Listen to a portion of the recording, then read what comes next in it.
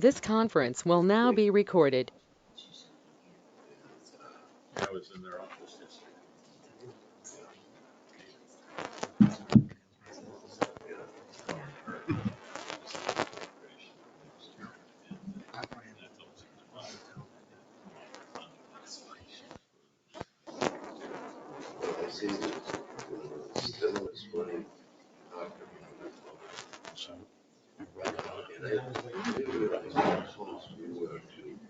See, but he took me right up. I had no idea. Yes. I didn't get a chance to look. I will. He come over yesterday or two. Right, I knew they were going there. right. I almost had to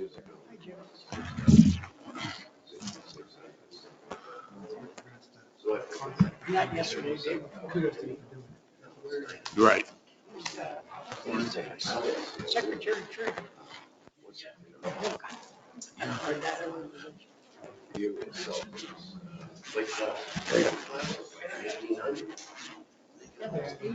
Morning. He said there's 80 people. It's no wind's way. 80 wheels. So if you can come up with something. I'm working on it, on those two. I got a couple more things. I'm gonna get you. Okay. I know.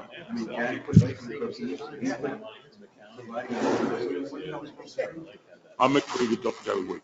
And Comcast that window, but they go, oh, no, we'll come in there.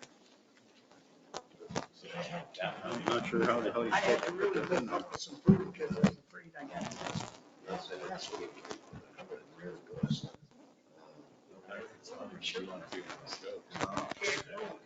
That text, checks what she said. You have one else. No, that's a pump. Oh. On the side. This is great. I got it last week.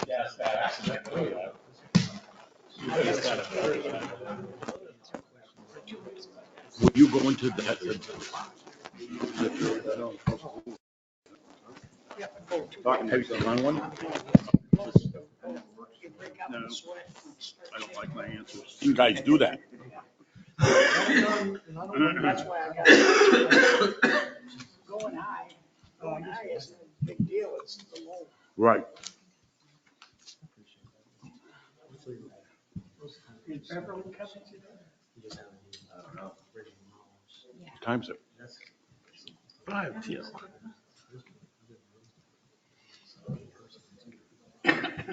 Bob. Get that guy coming over for the screening. Yeah. I met with her this The week. guy? She's, What do you think? I'm gonna send you a slouch? I thought you were getting a Mine. percentage. I got another phone on that woman in that car in the road. It's parked on the wrong side of the road. It's out the road. Richard. I went by there yesterday, there wasn't Yeah, any cars. yesterday. and Well, she said she- they- I'll check on it. All right, and please give them some type of note saying, please do not park in the road, for something. Don't put any out neighbors though. I have. Thank you. One that maybe we need to send it, give it to us then if they've got, but not specific lots, they're just in their agreements that whatever lots they've got, they'll sell to this buyer. Okay, perfect. Because I've got, there's still some that are hanging out there. Why is everything so secret with him? Kelly's not here. Why is everything so secret with him? Because he's probably doing a bunch of stuff he shouldn't. Have vacation days. If you're not, you don't care anybody hears you. That would be my assumption. I think she was on the agenda for the 16th. But who the hell am I? Newsletter. I gotta go, Okay, sounds good to me.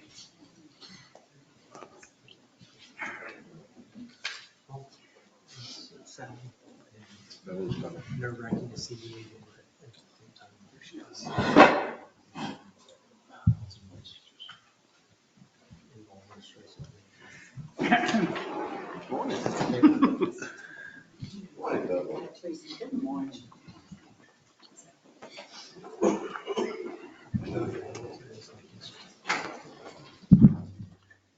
the system.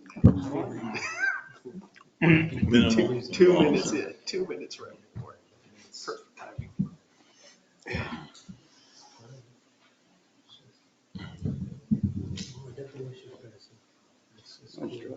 Thanks.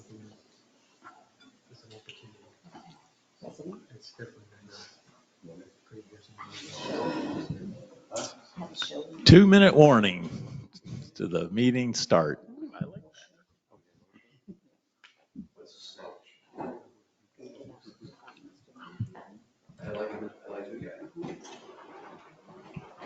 Well, don't ruin them. I was just joking. When's he starting? Yes, we will be. I said, yes, we will. Oh, you didn't get anything yet? Yeah, what? Yeah, You gotta make a challenge. really? Well, does a good job. That's all I'll tell you.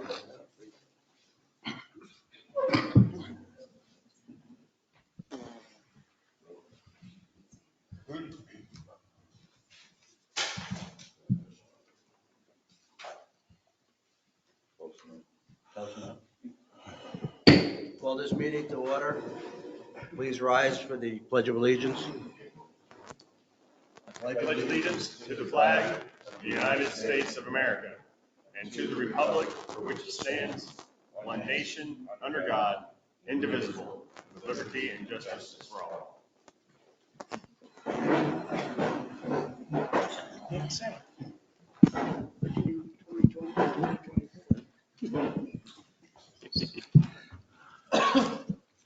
Good morning to all. The next regular meeting of the Board of Supervisors will take place on Friday, May the 20th, 2022, at 9 a.m. at the Community Center, 3500 Edgewater Drive, Sebring, Florida, 33872.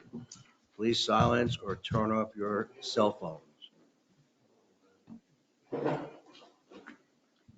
Take a minute. I don't know. Is that better? Can you hear him? Yeah, you gotta speak right into.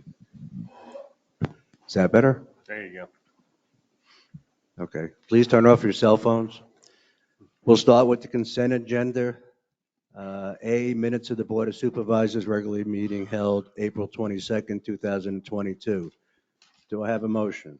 So moved. Second? Do I have a second? Second. Second.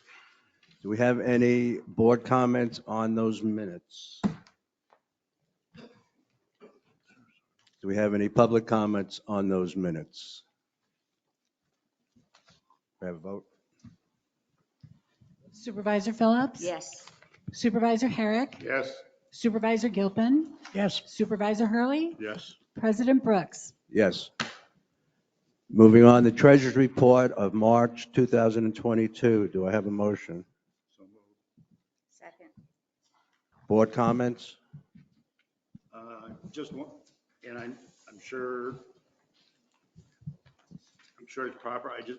We had $500,000 for roads and drainage. What was the significant item that made it go up so high?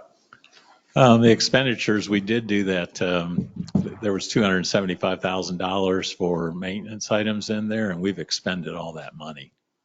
So we've spent up that side of the budget. There's another $75,000 left, for repairs, but that big chunk, it's all done. Okay.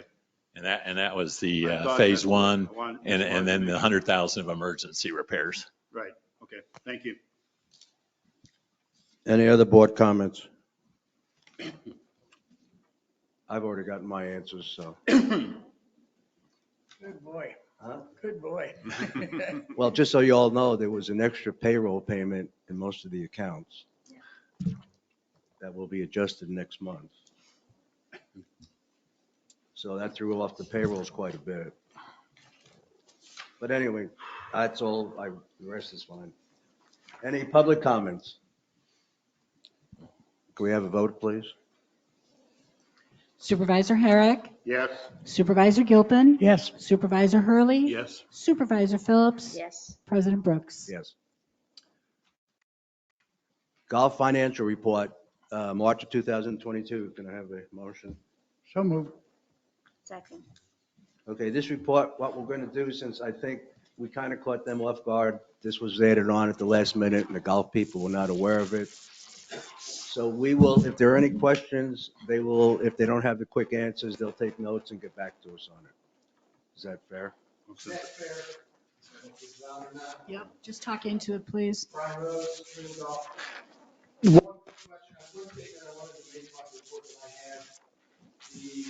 Comparative, correct?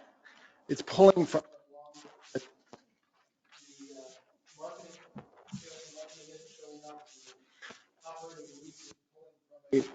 File.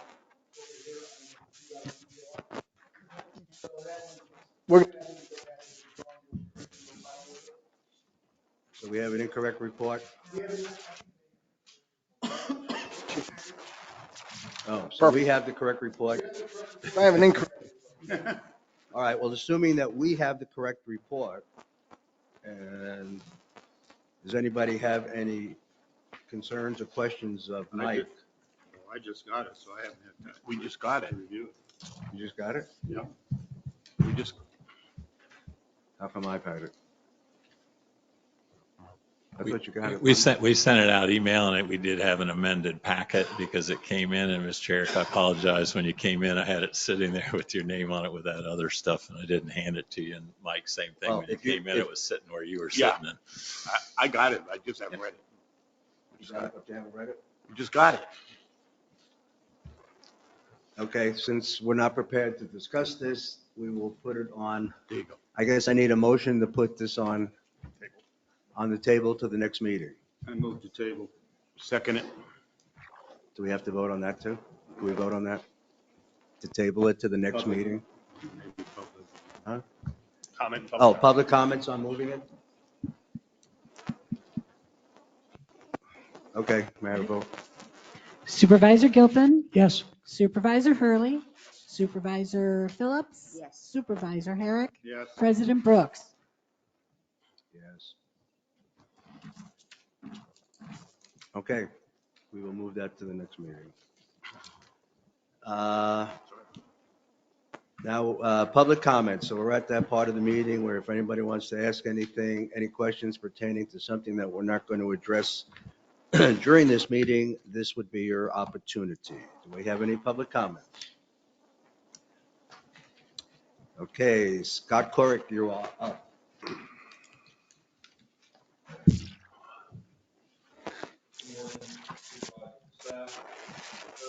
To report, I can give you an update. Your ARPA funding requests that we talked about last meeting are moving forward for presentation to the board. Not sure meeting, but if not, been told it will definitely be. Okay, good.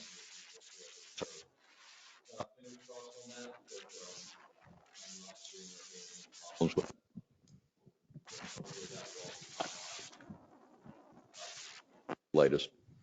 Good. I don't have anything else to report. Not a lot going on. Is there any update on Schumacher? I'm meeting with staff next week. They have run some cost projections that they're going to be sharing with. I asked for two scenarios, paving Schumacher down to Cortez where you folks would extend it out. And then the cost of paving it all the way to, because last time it was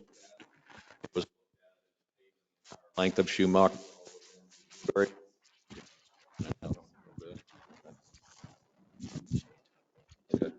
Yeah. Any better? No. Can you hear it okay? So I will be meeting with staff next week, and they're going to give me those two cost scenarios. Once I have those, we can talk a little bit more about that to see where, we're in budget time, like y'all are getting ready to get into budget time. So we will be looking at finding some money within the budget to address that concern. But I will be meeting with them to go over those two cost scenarios. Okay. Certainly paving down to Cortez and not the entire length will save some money and may alleviate some concerns of the property owners to the south. So I know that they had some concerns with paving it all the way to the end. So I'll be working on that. Other than that, Recycling facilities, they did work out an agreement with Avon Park. There is a location in Avon Park in town, up in Avon Park, that we finally worked out the interlocal, the legal part of the agreement. All the money has been approved, so the construction of the facilities are going to be starting shortly. Lake Placid will be the first one to come online, then probably Sebring next, and then Avon Park. That's where we're at on that. I did speak with the county administrator, and he was going to reach out to Chris and be working with him on picking up any recycling cans that we've talked about.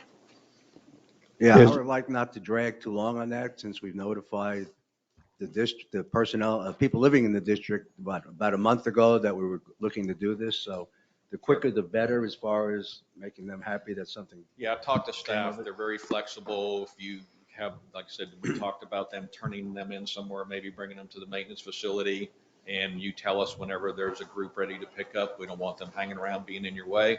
And staff said that they would get a truck and a trailer out here to get them picked up.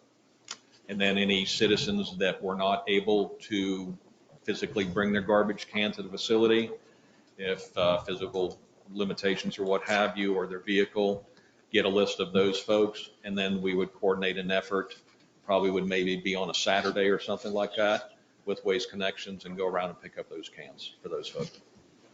So, When do we think we can finalize this, Chris? I think start putting it together. As far as if we're getting involved in it, we can put it together rather quickly and make a space at the maintenance facility. Because it's going to take, once we set it in motion, it's probably going to take a couple of weeks for everybody to get their cans. Yeah, I'm sure they're not waiting at home to get rid of their extra cans. Right, yeah. Set it in motion. Whenever you're ready to set it in motion, we will be ready to pick them up. I'd like to start this June if we get it done in June. Start and get it done in June. Yeah, and we may get involved more than you think, because I would imagine that the majority of the residents don't have a vehicle or the physical capability of picking those cans up. Talk into the mic, Mike. I think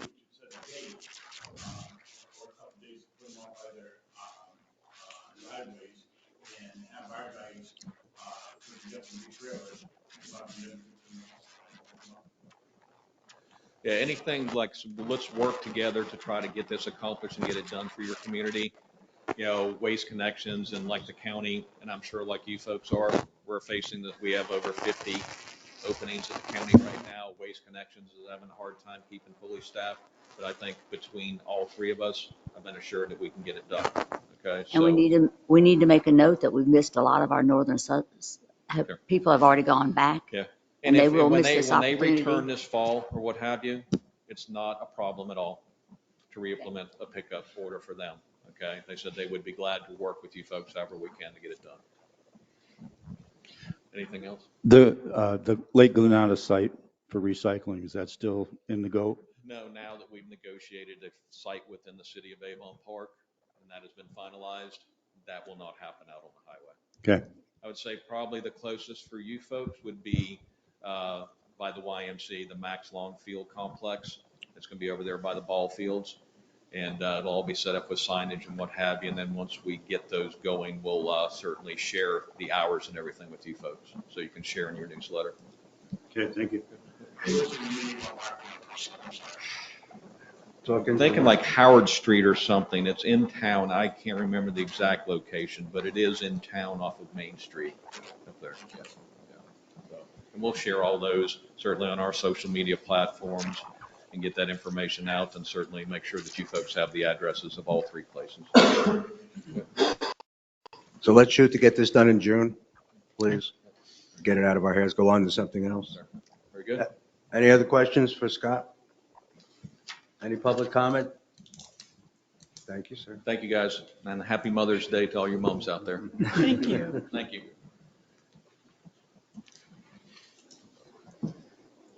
Okay, action agenda. Request for legal fees for foreclosures. I have a motion. So moved. Second. I guess that would be Chris and David. Got to. We talked to. We had meetings here with Richard Johnson representing Auckland Pastures, and we have a retainer agreement for $106,000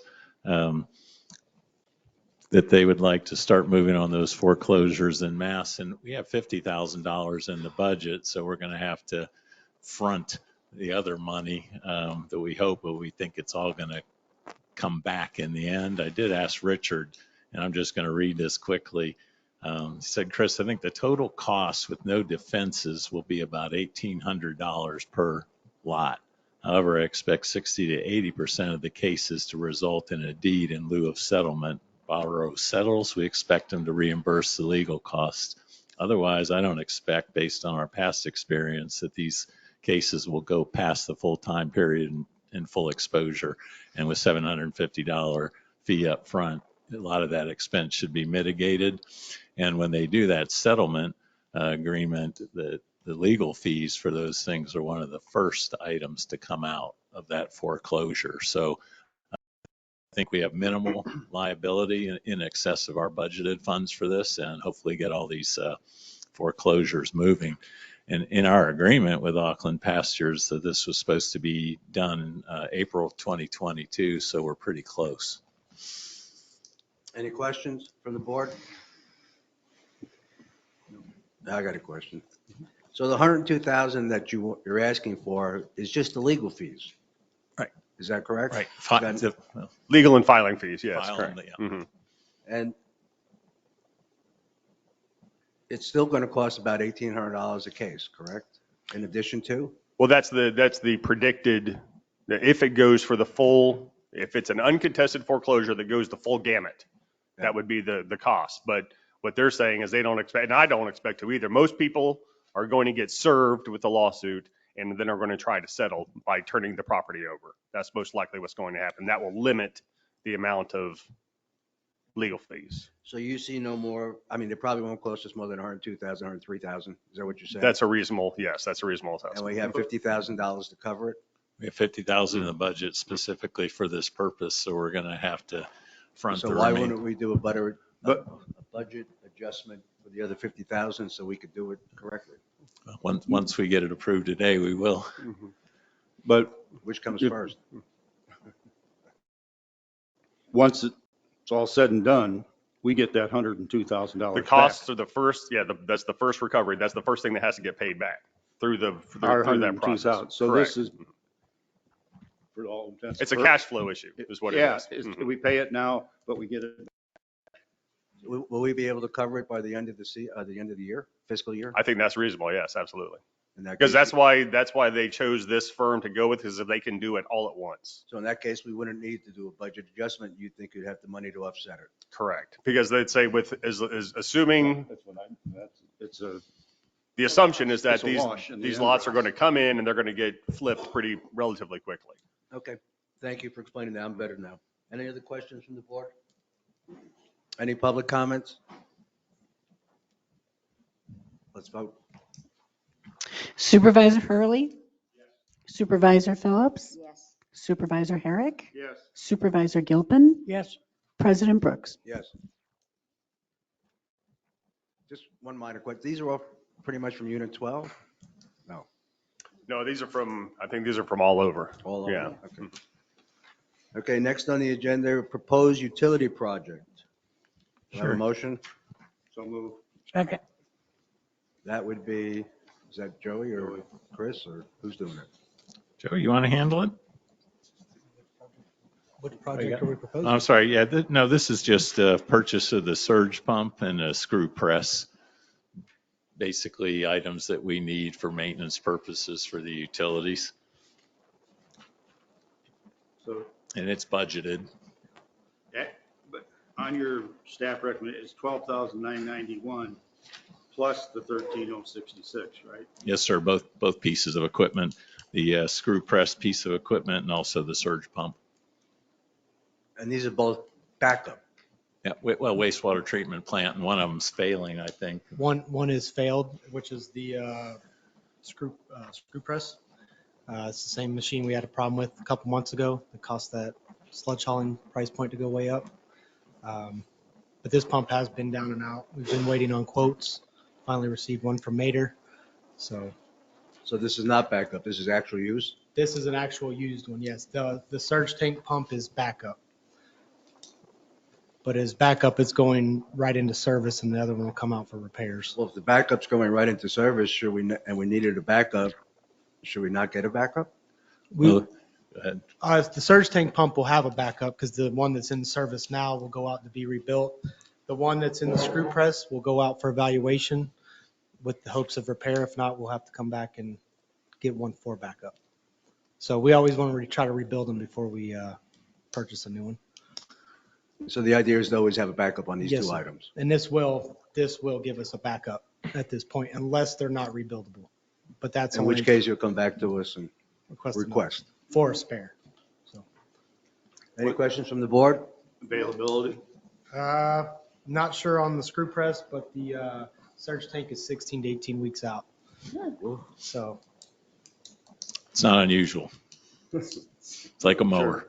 Yeah, more probably. Okay, yeah, sounds like a better move on it. Yeah. Any other board comments? Any public comments? Okay. Supervisor Phillips, Yes. Supervisor Herrick, Yes. Supervisor Gilpin, Yes. Supervisor Hurley, President Brooks. Yes. Okay, petitions and communications. There was one. Yeah, we did get a nice letter from Carlos Navarro, and I'm just going to read because it's a few lines, but it's given some props to Bob Hiltz for his customer service. He said, "Good afternoon. I hope all are well. I'd like to recognize Security Supervisor Bob Hiltz for supporting me on a security question I had about my home on April 24th. He was professional and able to assist me promptly. Please take the time to recognize this individual. I just moved into the neighborhood, and it was an excellent experience that I had with this gentleman." And I have to say, the only thing I've ever gotten about Bob is very positive, and I've never had a complaint about security staff. So good job. Good job, Bob. Good job. It's always nice to see a positive communication. Yep, a lot of the other. Okay, let's move on then to staff reports. Golf.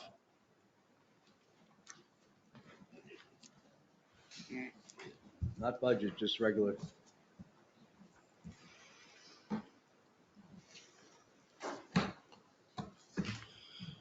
Good morning, Supervisors. Mike Lemire, Golf General Manager. Just a few things today. I've been making note that Brooker Fence was going to come install that fence behind the clubhouse, by the loading dock and out by the keg room. That was originally scheduled for May 11th. They had an opening. They actually have already completed that. It got completed over the last couple of days. So ahead of schedule.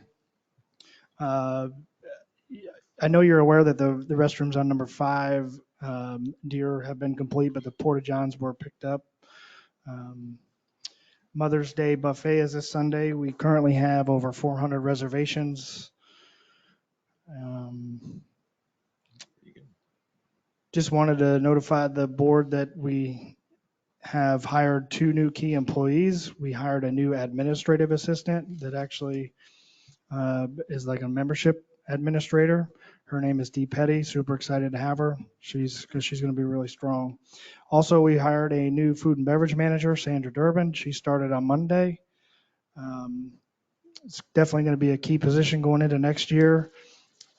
So far, I've had a great experience with her. I think she's going to be very strong. Look forward to what she has to offer our team. Question. Sir. Based on your sheet, it would suggest that she has responsibility for both sides of the house? That is correct. Now, starting off, obviously there's definitely a lot of nuances that are a little bit different in a golf club restaurant operation than there is in a regular golf club operation. So I have her focused more on the front of the house at the moment. Not that she's neglecting the back of the house. She's working on that as well, but I want her to get the first project. I want her to make sure that the front of the house is operating correctly, make sure we're efficient with labor, make sure service is great. And then we're going to start moving on to some stuff in a short time. I'm talking maybe over the next month. I got some other things that I want her to accomplish on the other side as well. But yes, you are correct. The job description that you sent me suggests that she only had responsibility for the front of the house. Just maybe have to update your job description. Right, so it does state that she is responsible for the entire food and beverage operation on that. Originally, advertising for that position, I didn't know what kind of candidates we were going to get for that situation. So it was kind of a based on experience situation, and that job description was generated by Troon. And as we go forward, if I need to update that, I can do so. So it is a little more clear on there. So I'll definitely do that. Next, I just wanted to remind the board that, I've had a couple questions. So obviously, now that the pandemic is kind of, faded off, that we are back into our protocol of enforcing 2 players per cart. And also cart privileges, private cart privileges are back to member only. So in order to use a private cart, you must be a member now, which is just back to our normal policies. Obviously, we still got to chase a few people around day to day to get them to comply, but I think everybody's kind of getting back in that mode. Not to cause more, but what is the issue of people using private carts? Is there a big issue that we? Can you speak in the mic, please? So as far as non-members using private carts, Yeah. But right. What's the issue there? I mean, it is a member privilege, but if we just let it run wild where everybody was just allowed to do that, we usually require proof of insurance. Right. And those sort of situations. It's just that's been the policy of the board. If the board wanted to change the policy to allow that, we could. I don't understand who's doing what. Who's using a private cart that hasn't paid cart fees, trail fees. That is correct. So when you pay the green fee, you pay a trail fee, and you would use, if you are a non-member, you would use one of the blue club carts. If you are a member, you have the privilege of using a private cart. Right. That is the club, that is our policy. Okay. Who is using private carts that aren't members? How many, is that a big issue? No, it is not a big issue, but I just was letting the board know that we are back into our normal scenario where we are now in that direction. But I just don't. If I have anybody that violates that and we tell them that they cannot use their private cart, I will let you know who that person is if you'd like. I don't have a name for you right now. I just don't understand why we have a rule about something that to me just doesn't seem. I think You answered it. Never mind. That's fine. Move on. I'm great. I don't understand what you were saying. So people that don't belong to the club are allowed to use their own cards. All right, if I can clarify. So during the pandemic, when there was a lot of single cart riders, the club was having issues with having enough carts to operate daily. So when everybody was using single carts, everybody started using our carts. A lot of members were using club carts, so we had a shortage of carts.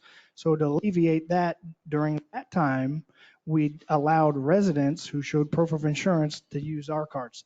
What I'm stating now is that pandemic situation's over, so we're back to a policy. Does that make sense? No, it still doesn't make any sense. I don't understand where the problem lies, I guess. Because as long as they've paid trail fees, then what do we care if they use a private cart? And provided everything's proper. Sure, just because that is our current policy. Yes. Yeah, who's checking it? It seems to. That is the current policy set by the board. So what you're saying is we could change that, right? That's the policy. If you guys are not happy with the policy, we can review it. Understand the issue at all. I don't understand the issue at all, but let's go on. Let's just go Not on. anymore. Okay. Used to. Go ahead.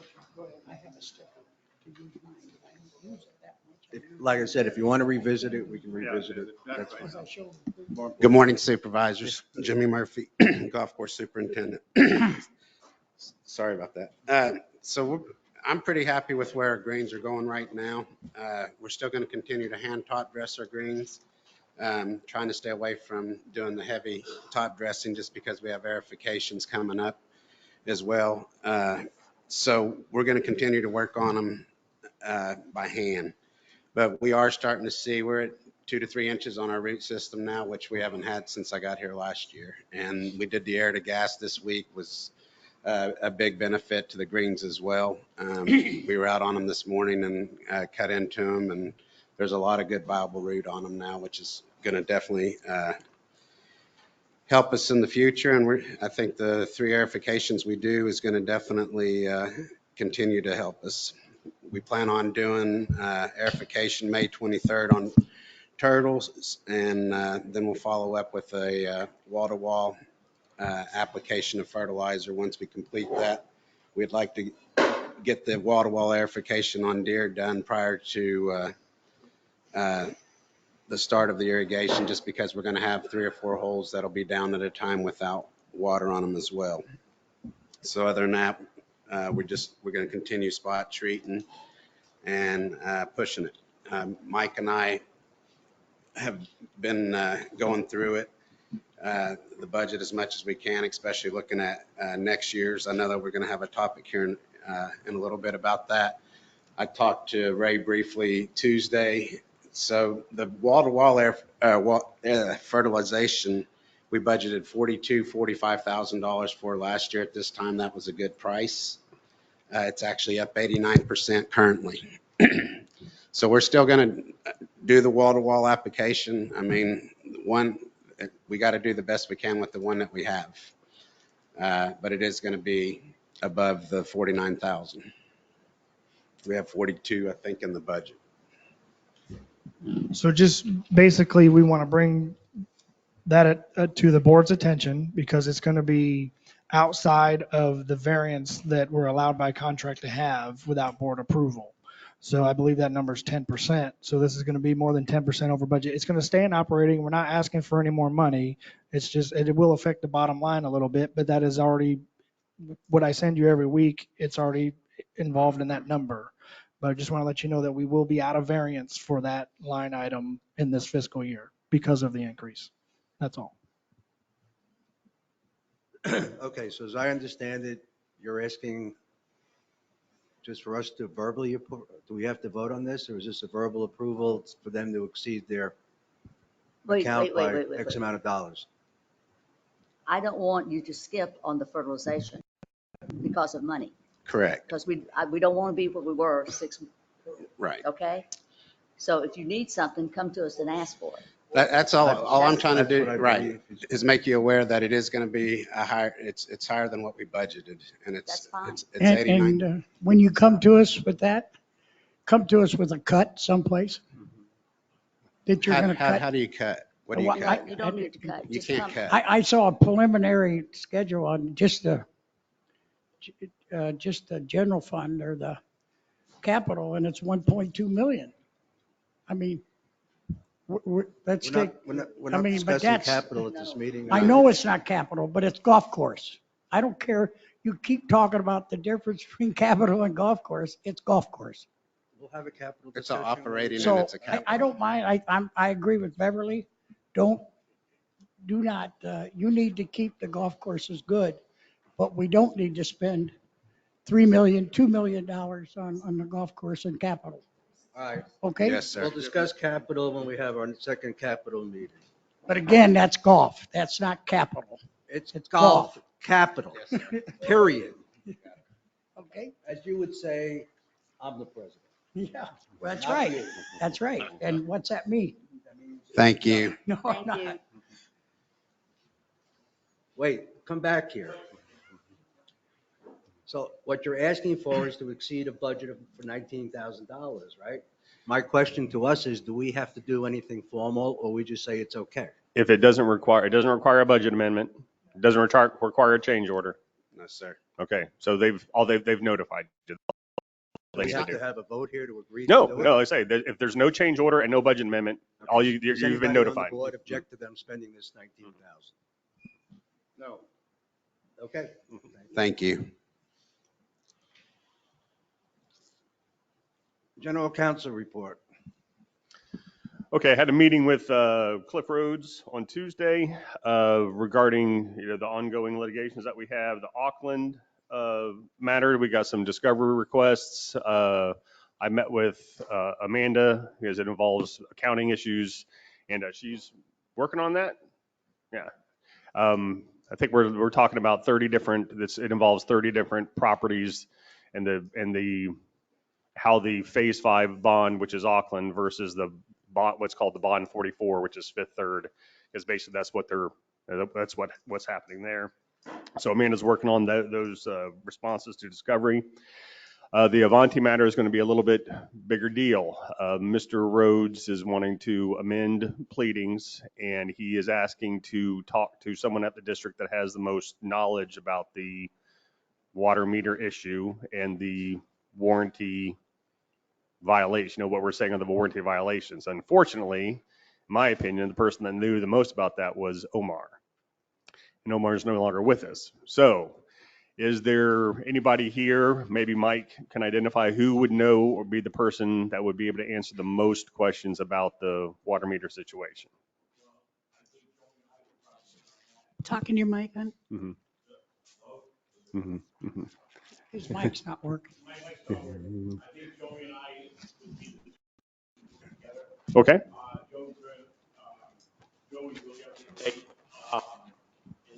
Does that work?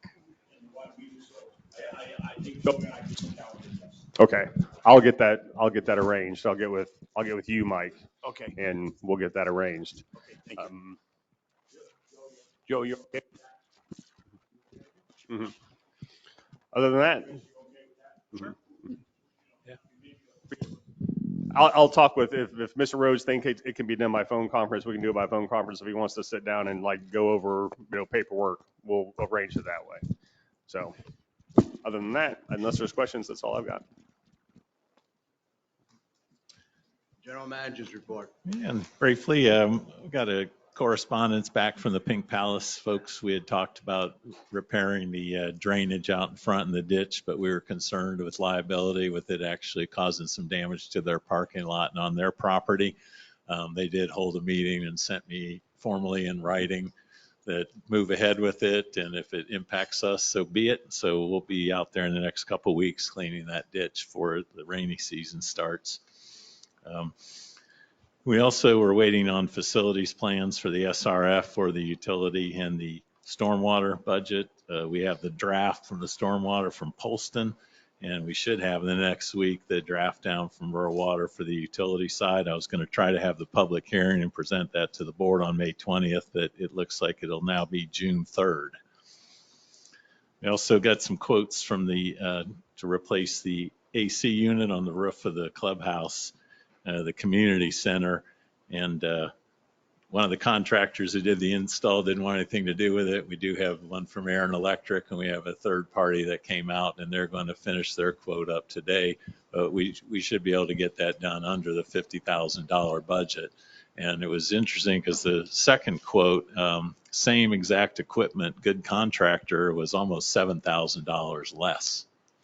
You said community center. I'm sorry, I meant the kitchen. Yeah. That's, Excuse me. And also We're still within the 50,000 that we signed off on? Board approved it a month ago.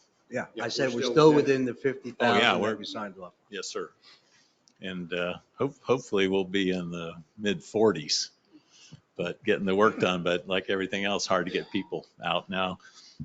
Also had a meeting with Jonathan Harrison. He's head of roads and bridges for the county, and he came out with their environmental manager and another staffer, and we were discussing the preserve property and the district's under contractual obligation to maintain the stormwater system out there. And it really is some spraying on the ponds, which is kind of a specialty aquatic chemical, and we mow the pond banks and the entry to the preserve property out there. So we were just having a sit down talk about any related issues. And we don't spray, ponds ourselves like that. We hire it out. And I asked Jonathan, and I go, well, can you guys spray it? And he goes, well, we could. And I said, well, how about the mowing out there? And he goes, well, we can't do that because we're having, as Scott said, hard time keeping people. But I was really just looking at pricing. But he sent me back a quote for them to do the aquatic spraying for $300. And I said, we can't buy the chemical for $300. Have at it. And it also keeps us from sending somebody out there by themselves to do that work because it's isolated. But we will have some repairs to one of the stormwater structures coming up that's leaking underneath, and it has to be dry to do it, but it'll be a few $1,000s. So county owns the property, and we're on the hook to operate and maintain the system out there. And yeah, it's and also, as Scott said, the grant applications are moving forward, and I'm meeting with Randy, the county administrator, next week. He was out on vacation this week to talk about Schumacher and the progress on the grant applications. But it looks like we will get some money out of that effort. Everybody has a copy of that, right? What we've asked for? What? What we asked the county for, that $1.5 million. You got a breakdown of it? Yes. We all got it? You got it, Mike? Okay. What else you have? I don't know. I have a more formal report with the staff reports, but that's pretty much what's working right now. And it is tough with solid waste. Even with their staff, we had to address a couple of issues with our dumpsters overflowing in the back. And I took kind of a two-pronged approach, got the county franchise director involved in doing it, and also requested the state rep's aide to make a call to them too, because sometimes all it takes is a friendly phone call from a legislator to make something happen. And it may end up, though, costing us some money because dumpsters are overflowing. What are you going to do? Right now, there's trash all over the ground, so I just asked them, I said, just start filling up the dump trucks and taking it out to the landfill. Don't let the garbage go over the top. So it costs us a little more money, but can't just keep having the garbage pile up. And the staff in the back also told me that they regularly get residents coming back there and pulling up and throwing their garbage in the dumpsters there. So we'll put up a little sign and just ask them not to do it. And I'm more concerned with the liability having them on the property with all that equipment and everything out there. So you said the drainage report, you think you'll have it ready by June the 3rd? Yeah, we'll take it What to the about board. the plant, the water plant? Where are we on that? The what plan? The plant, sewer plant. Oh, that was in contact with Rural Water, and we hope to have that report in the next week too. So we'll do them all at the same time.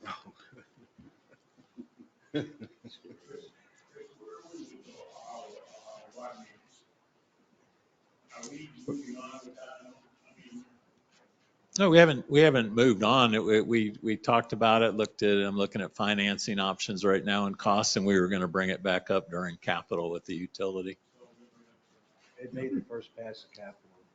I think it's in there for about 100,000 a month. Is that 100,000 a year? I'm sorry. Yeah, it's 125,000 would be the debt service. It made the first pass. Yep.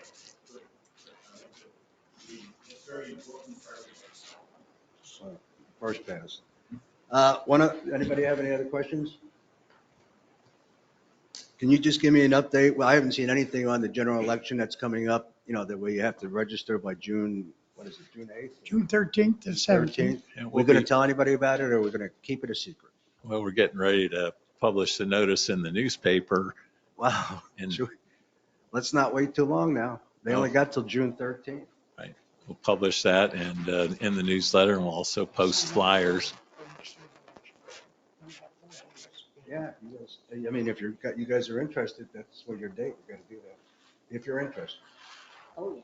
13th to the 17th. I just think the quicker we can notify people, this is kind of an important issue. So we'll get let's that not drop it too much longer. No, we'll get that notice out Monday. Chris, I wanted to make sure, did you contact Deborah at Manor?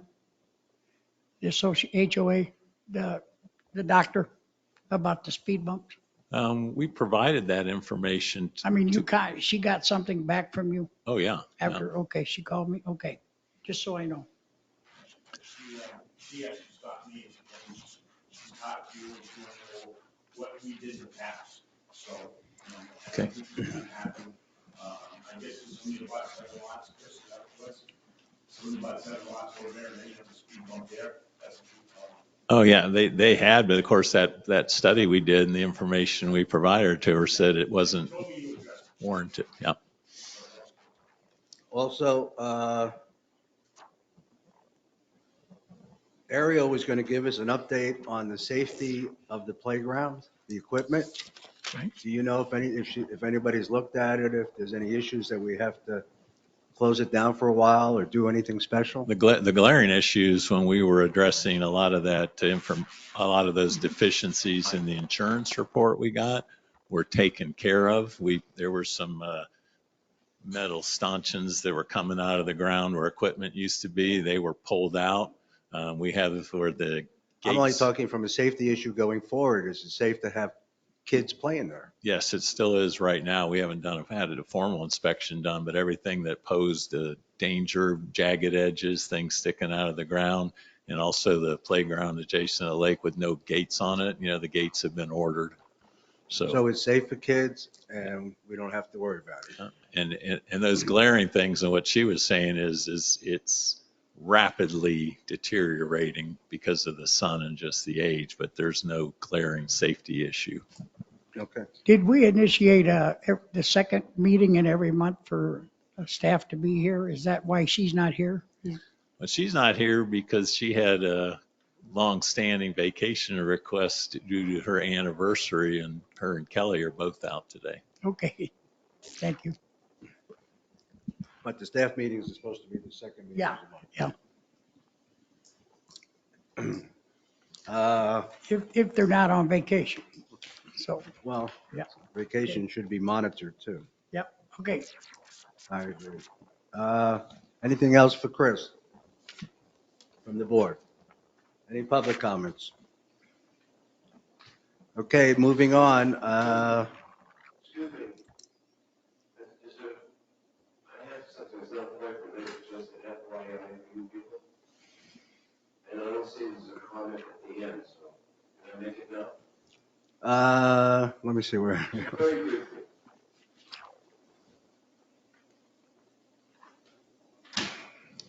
Yeah, come on, do it now. What does it relate to? Safety, Is this about because the it was speed- best the speed mentioned about machines? insurance, stuff like that, Is this so. about the machines again? Huh? Speeding machines? I'm sorry, I can't hear you. Is this about the speeding machines? About the, Mitch. Okay, let me just explain. My name is Bill Norcross, a resident. Earlier this week, we had a lightning storm, and it struck on Myrtle Beach. In fact, I was almost across from my house, and I live on Pebble Beach. Now, we had an EMT that went down Myrtle Beach, flying, and turned around, and obviously they went back to Myrtle Beach, which was the wrong street. So I just want you to be aware of a 3 to 5 minute delay if somebody got really hurt by a lightning storm, to make sure that the GPS is working and don't make a mistake like that again. We didn't do it. It wasn't us, was it? Well, who is responsible for the EMT? The EMT. Public safety? Fire department. Could they be reminded to make sure that they don't make that mistake again? Really? Okay, thank you. Okay. I don't think we're going to contact the fire department, to be honest with you. Well, can you guys do that? Just talk to them, because they realize what happened. Bill, they just got the address wrong. That's the driver. It must have been pretty serious, because the EMT was over there for quite a while.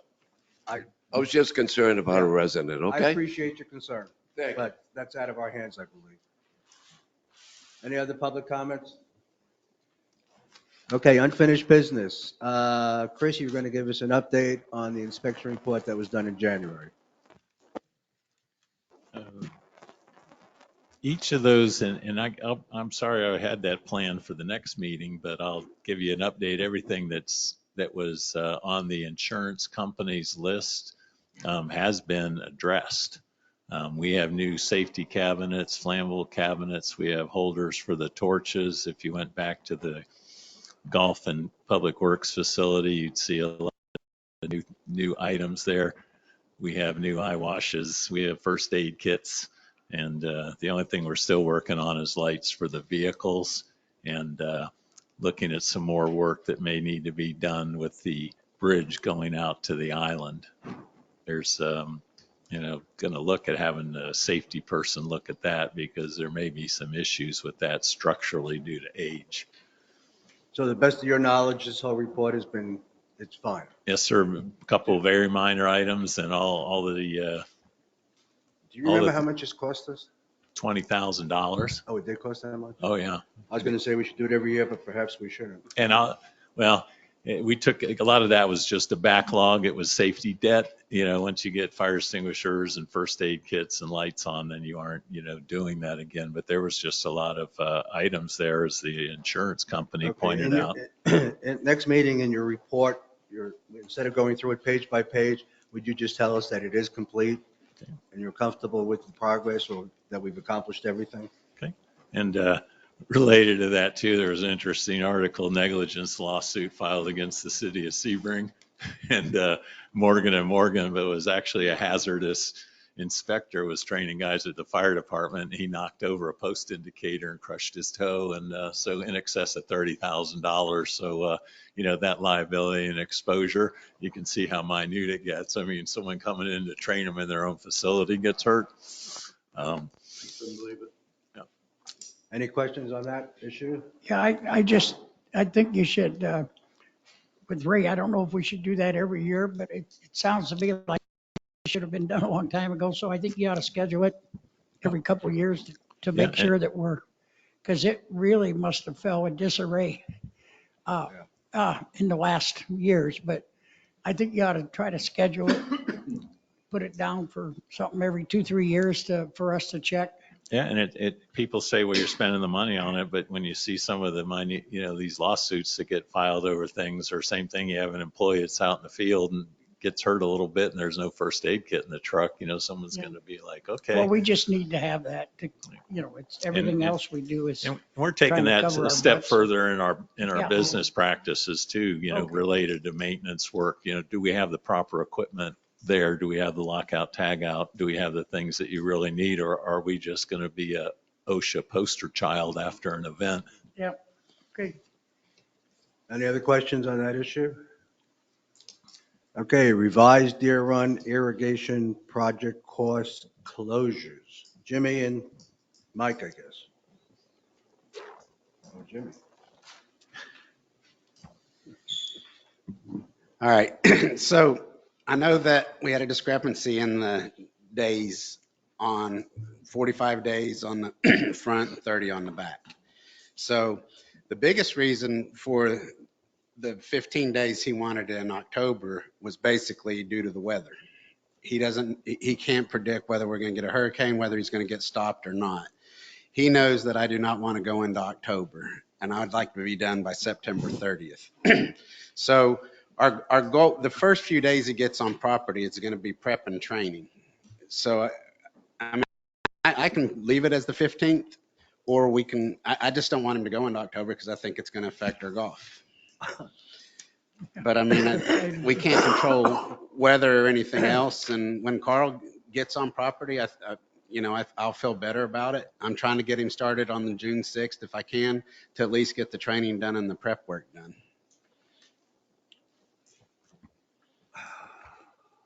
Can I don't believe they all know what we're talking about. Can I just make just a comment? Sure.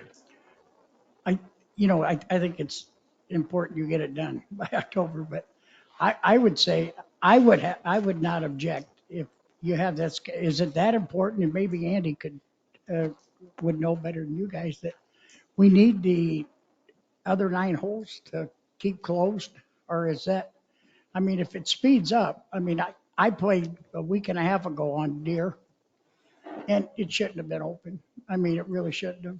I mean, for whatever purposes, but when you're doing that stuff, and if it helps you get it done by October, I think I would be in favor of myself, that you would close the whole golf course and get some more work done, if possible, if that would help.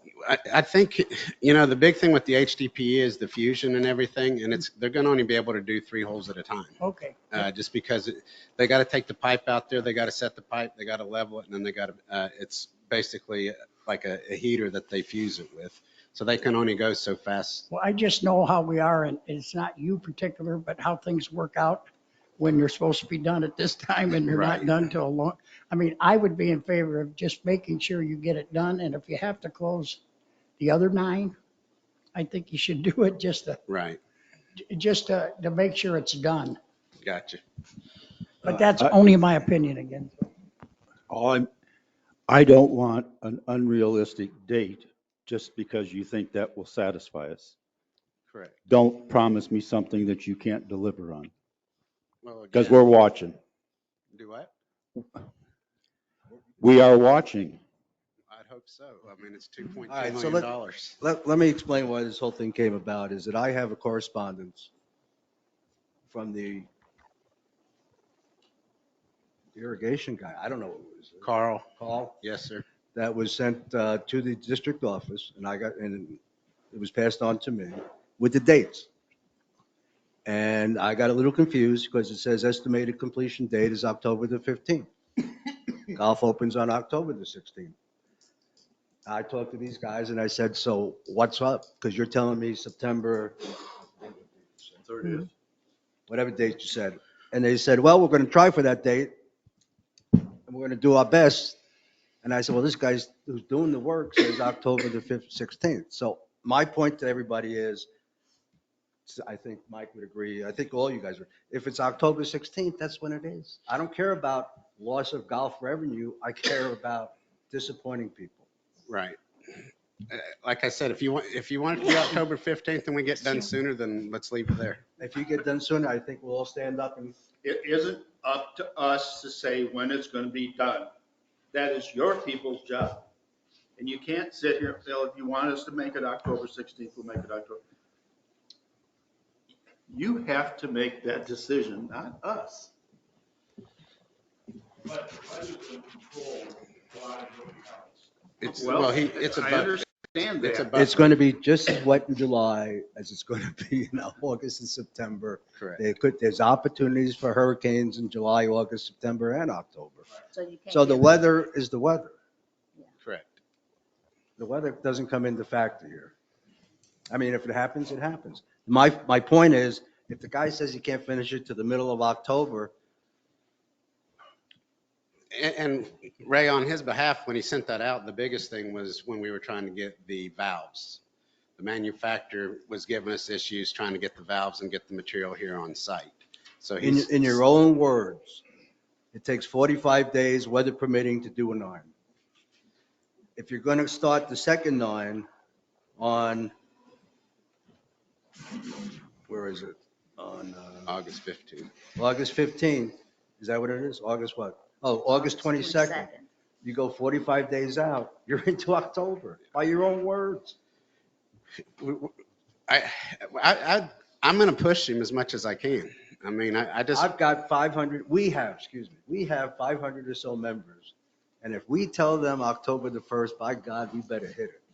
Fine. It is my full intention, if that's the final draft, it's my full intention to send that out to the members that this is the plan. And Let's revise so it. that they can plan accordingly also. Revise it and do October 15th. If we get done sooner, it'll be better. All right. I want this to come from you. So you let's see if there's any other questions or issues on what you sent us, and then you resend it to us. Yes, sir. So we can look at it, and if Mr. Herrick still wants to send it out, we'll send it out. But that's just.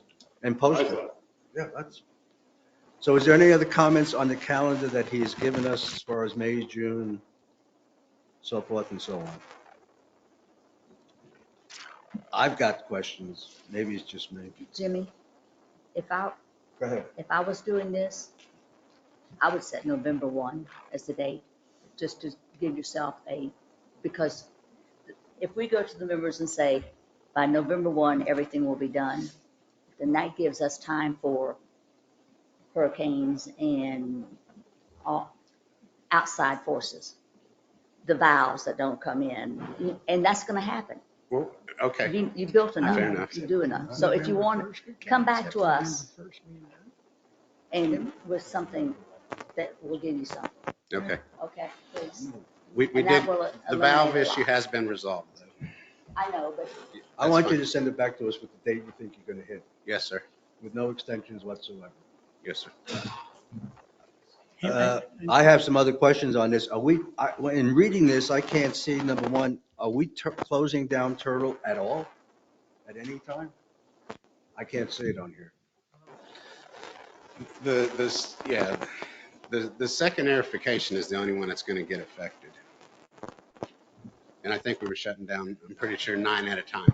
I guess what I'm saying, if you're closing down Turtle, I can't see it on this report. 9 holes or 18 holes or any holes. If you're closing any part of Turtle, it's not showing on this report, which puts, it should be included. I'll revise it Monday and send it. And then little things, like on 620, you talk about all the holes except for number 1. I guess you just forgot that hole. If you look at 620, you say you're going to start on number 5, move to 6 and 7, move to 2 through 4, finish on 8 and 9. There's no mention of 1. Just sloppy. I mean, I assume 1's in there someplace.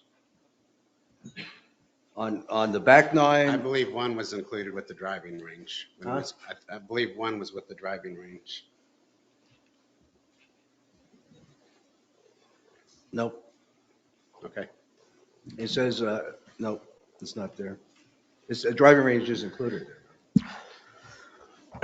The back 9, it just talks about beginning on 15 and then go 12 through 16. Doesn't really say what we're doing with 10, 11, 17, and 18. I mean, just little stuff that every time I read it, I kind of, I just need this to be done more accurately and with realistic dates, and to be inclusive of what's actually going to happen. And if if we're closing one of the 9s, it should be noted, so that way we know it's going to be 9 on Deer and 9, like you were talking about doing your crisscrossing, which you still, I don't know, do you have a plan to do that? When we start crisscrossing 9s, which I assume we will at one point in time. It was all originally on the calendar, and then you guys asked to revise it. And so Can you speak into in the mic, thanks? I said originally when we did the calendar, it was all on the calendar, so we just need to go do it again, and we would take care of that next Talking week. about this? Yes, sir. Yeah, but we already said we couldn't understand this because it really didn't say anything. I mean, it had stuff, just. do it Mr. Brooks's way. We are. It's the way we asked. But you still say I should send it to the Greens Committee too, correct? The calendar, leave the calendar for Greens Committee. I think once the calendar's approved, you should give it to the Greens Committee, yeah. Gotcha. I think they should have that information. I think that was one of our faults in the past, is that we didn't give the Golf Committee, if you will, the Greens Yeah, I was Committee. trying to figure out who the Greens Committee Yeah, was. the Golf Committee, you meant. I don't think we give them enough information, and therefore they don't know what's going on that we decide here. And I think so communicating back and forth is essential. It'll all be updated next week, and then when you guys say the calendar's good, then we'll submit it to them as well. That sheet should be reflective of what you got on that calendar. Correct. But I was told to simplify All it is everything. just- Well, the other thing with this calendar that you have here, when you go back, when you do it, which I need you to redo it, Yes, I sir. want you to go through a whole year. You stopped at December, but you might as well do January, February, March, and April. Go through a whole fiscal year. Go through 12 months. And you want that accurate? We don't know what Accurate? tournaments are going to be available at that time, Are Ray. you talking tournaments? Right. That's why I said No, no, no, we not can't do tournaments, January. about the maintenance of the course. I don't care about the tournaments. What is it going to do for maintenance? Everybody's complaining that we don't, how we got into this trouble to begin with. So we asked how we're going to not have it happen again. You can't wipe a year's worth of maintenance on a golf course in stone. And have you come and nitpick everything he does. It can't be done, Why not? because there's too many outside forces. That's life, and it's called Mother Nature. Is that true? You can't do Yes. it? You can We give us a we can do it. It'll ballpark be subject to figure, change. But it will be subject to change. It won't be written in stone. Well, fine. He If can it say changes, we're it doing changes. that. You know, I don't understand with people sometimes. if something's written and it's approved and it needs to be changed, you just come and say, something happened, we got to change it. Just like he did with the $19,000. What's the big issue? But if you don't have a plan, how do you even know what to do? That's all I'm saying. I'll run it out to as far as I can. So basically, you want everything up until the budget restarts. You want a So fiscal. next budget. meeting, all I want is to have a calendar that we can send out to the membership on what's going to happen with this summer. That's all I'm looking for right now. Get me to first base. So you want it to start from October and go to September, if I understand you correctly. I'm not talking about that. I'm talking about the irrigation plan on what's going to happen this Correct. summer with the courses. Give that to us first. You got it. And then you want the calendar. Later on. You can give it to me next meeting, the meeting after that. Fair enough. Okay, any other questions on this issue? Okay, we'll skip C for a minute since Andy's here. And we'll go to D, budget conversation to explore golf marshal starters, job description and coverage. I think Andy's doing that. Yes, sir. My name is Andy Kessling, head golf professional for the club.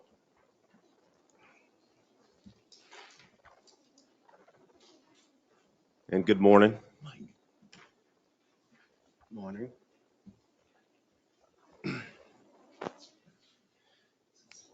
So I'm gonna go. Sure. So I'm just gonna kind of read through our currently what we do. The golf operations plan is to deploy starters and rangers as needed during our non-peak season, which is usually May through mid-October. Once the tee sheets get busier, the plan is to utilize a starter on the tee time course. We're going to utilize our ranger. We will also utilize a ranger to ensure pace of play is maintained in under 4 hours and 15 minutes, and that all cart procedures are followed.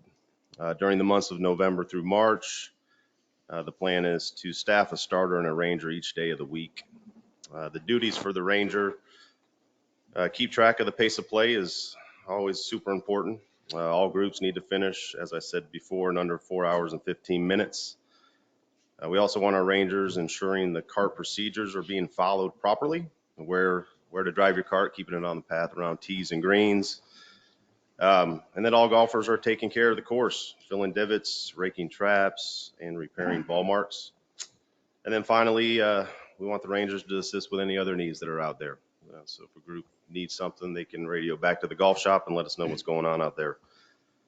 Starter duties are, welcome the guests. We want to make sure that the guests are showing their receipts, so they check receipts to make sure they paid. We also need to track member play and member group play. Pass along the day's hole locations to each group.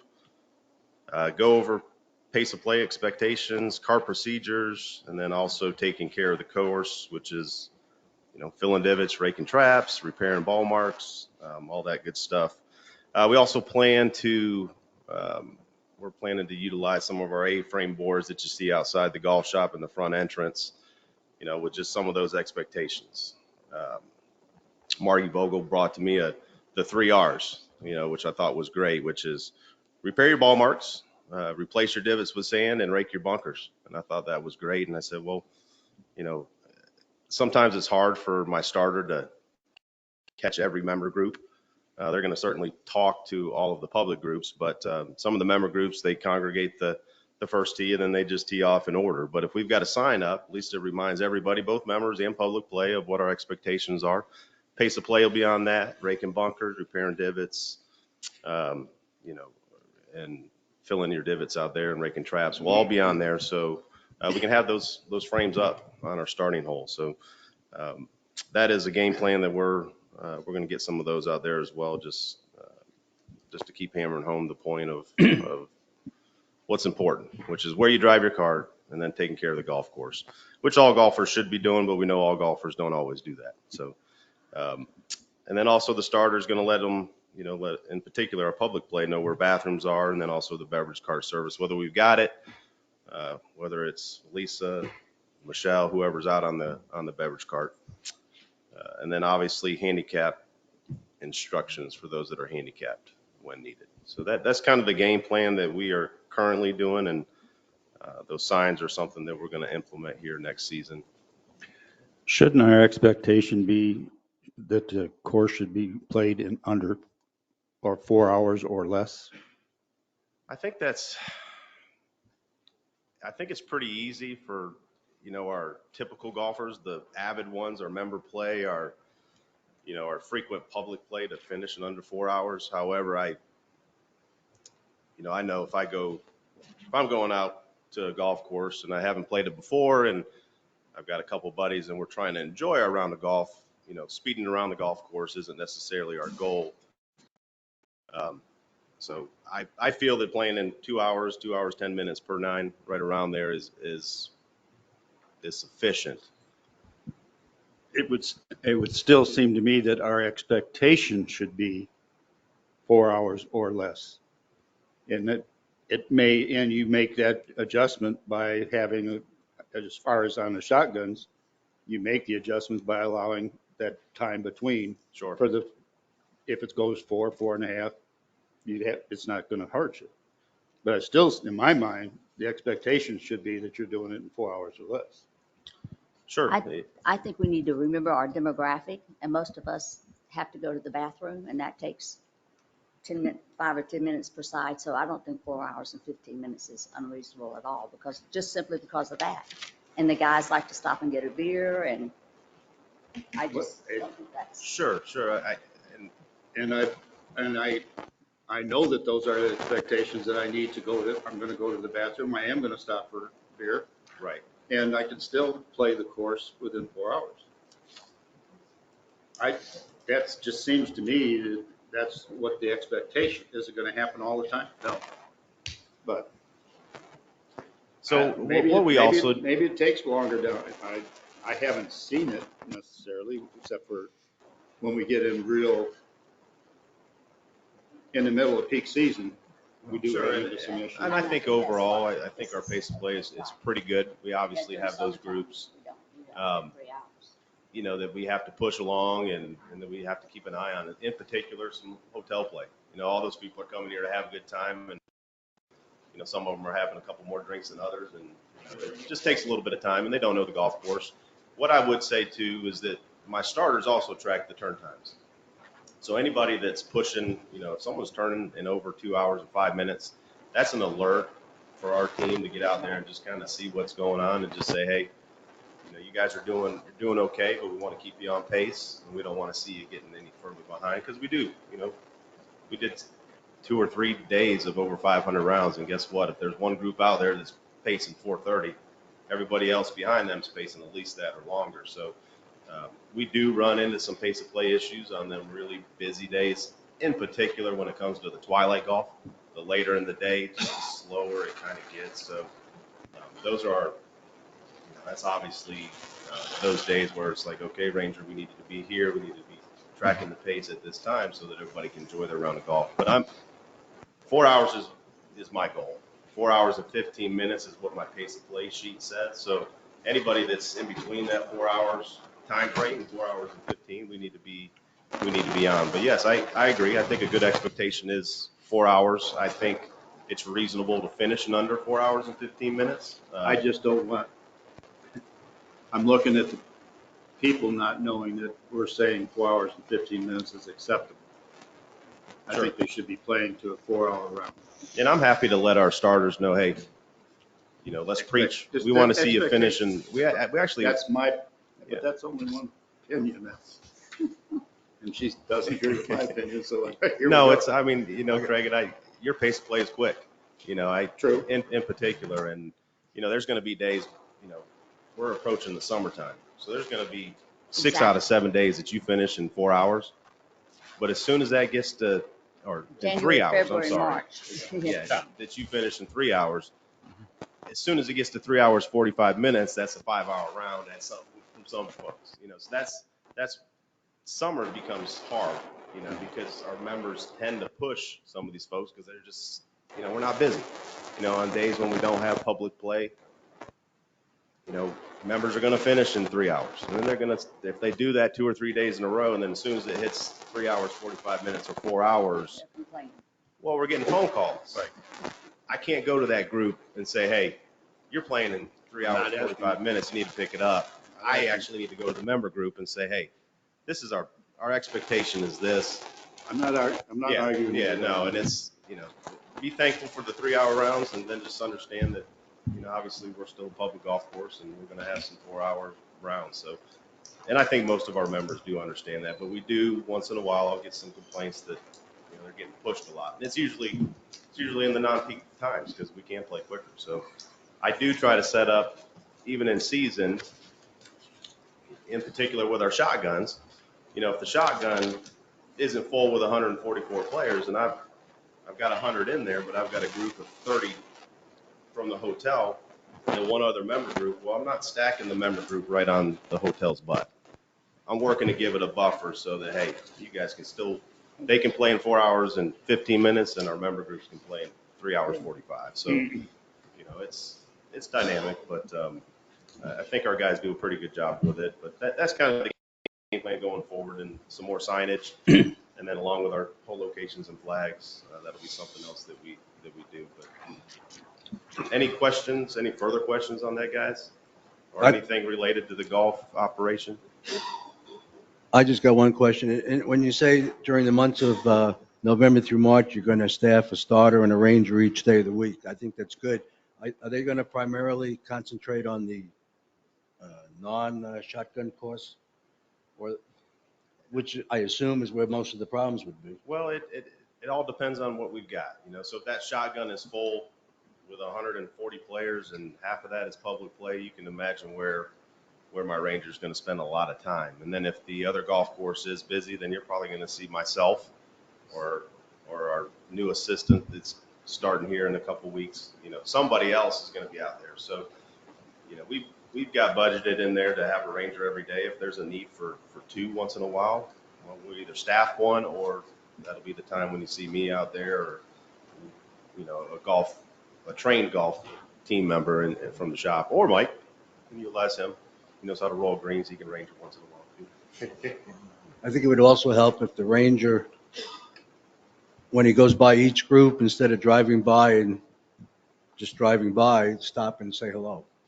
I think that would also help with speed of play. Sure. But it makes them aware that they're all out there.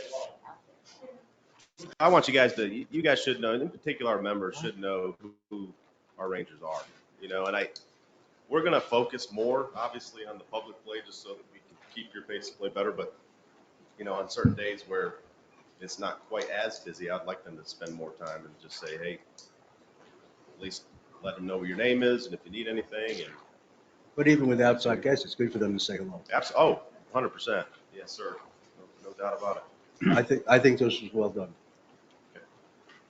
Andy, I just have a question on, and it's happened quite a bit, and it did for us last week when I played, but if you got a packed golf course and you got one group that's 3 holes behind, and I don't care if they're in a 4-hour and 15-minute thing, do we say anything to them? Because the whole golf course behind them is backed up, and that's my only thing. I don't mind if they're a little behind, but when you got a 3 or 4 hole gap, like we played behind a hotel group last Tuesday. The first 2 groups were 4 holes ahead of the last hotel group. Sure. We skipped a hole and went around them. Okay.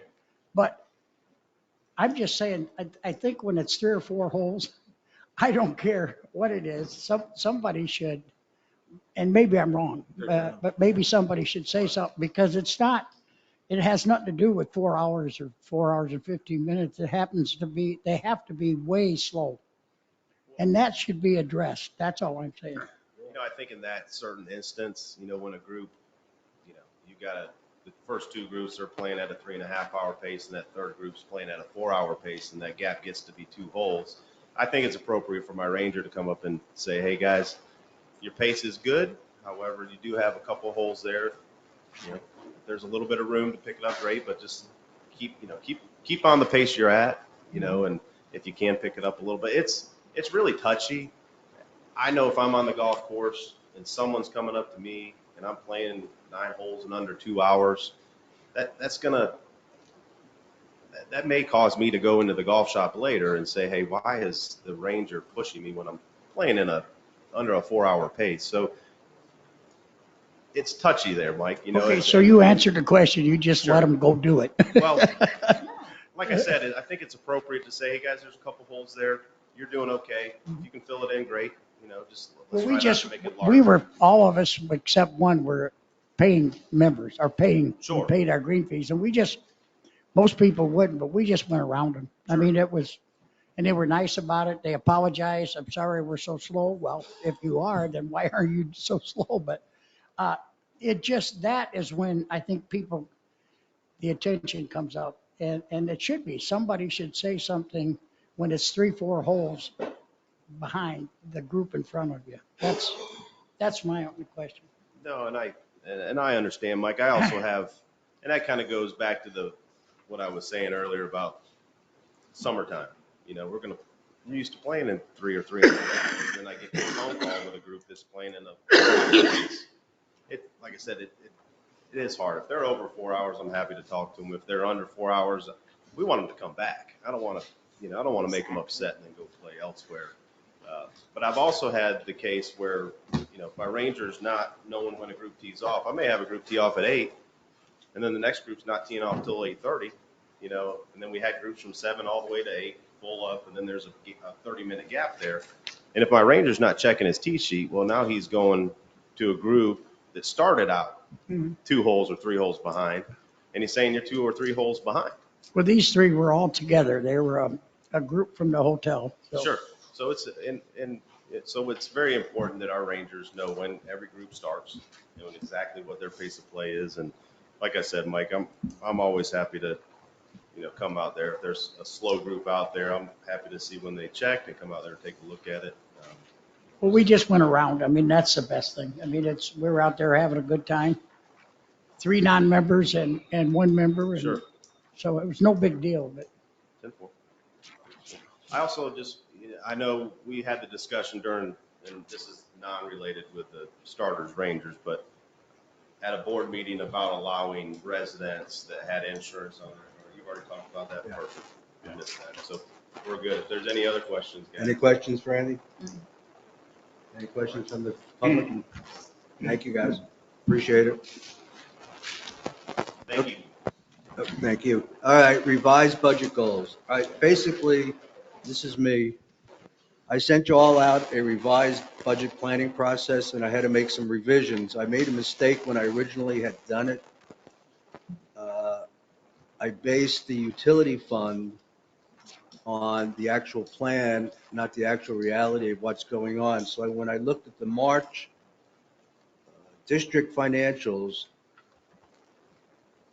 it told me that the revenues were off a little bit and the expenses were off quite a bit. So where it says REV to 2921 on the revenues and REV to 1960 on the expenses, that's really where it's projected to come in now. Then using the same percentages that we assigned before, I came up with new totals.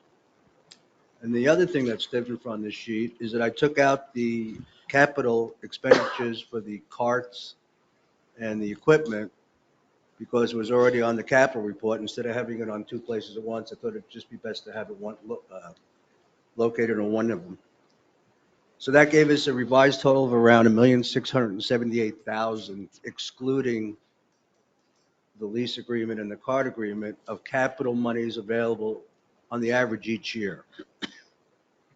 So here's what I'm trying to get at. If you have about $1,070,000 a year and you have capital between the leases and the carts of about, say, $400,000, that gives you about $1,200,000 every year for who knows what, whatever may come up, monies that we may need.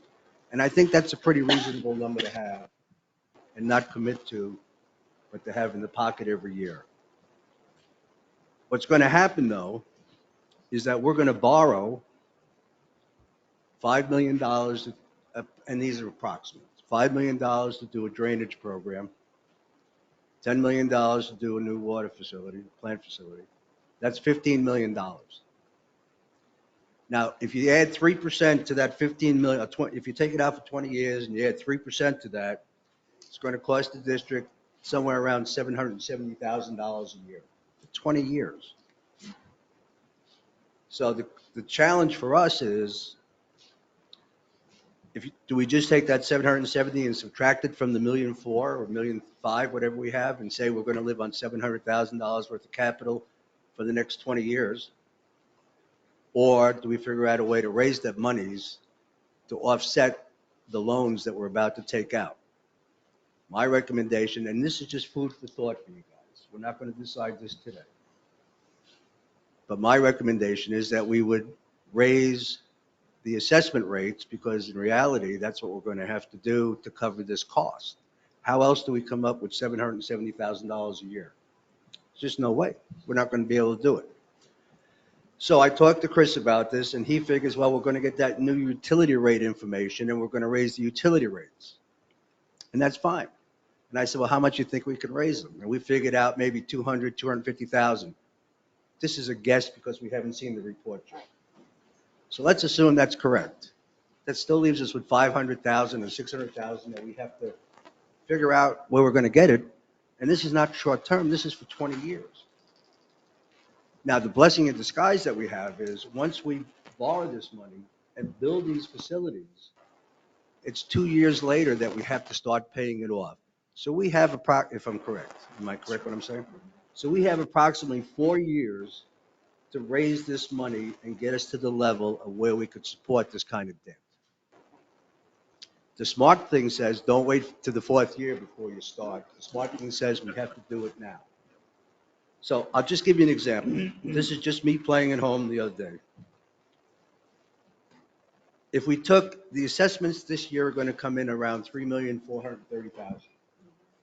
If we added 5% every year for the next 4 years,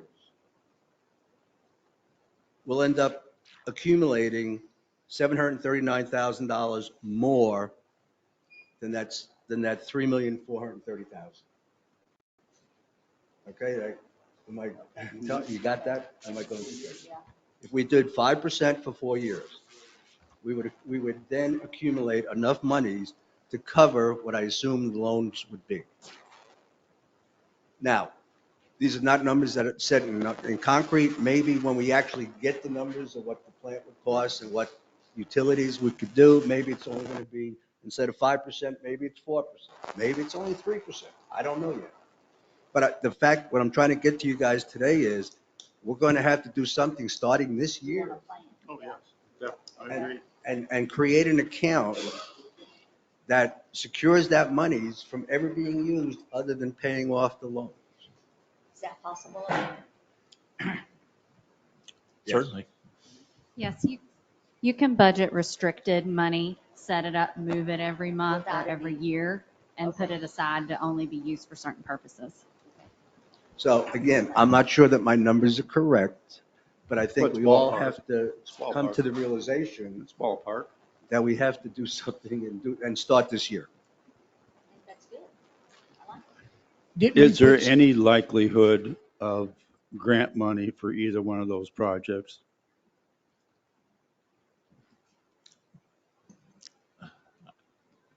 Probably not. There may be, right now, what we're looking at is a low interest loan because the SRF is 20 years and they're always below market rates. So even with the interest rates going up, I mean, there was last 3 years, 2 years, they had a 0% interest rate on it. They're still hovering around 1.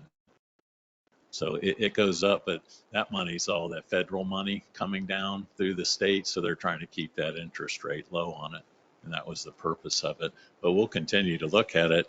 We're going to be putting in a grant application for the Turtle Run Greens, the Turtle Loop with the cooperative funding through the Water Management District, but that's a 50-50 match. And some of those straight up grants, our median incomes are too high. Okay.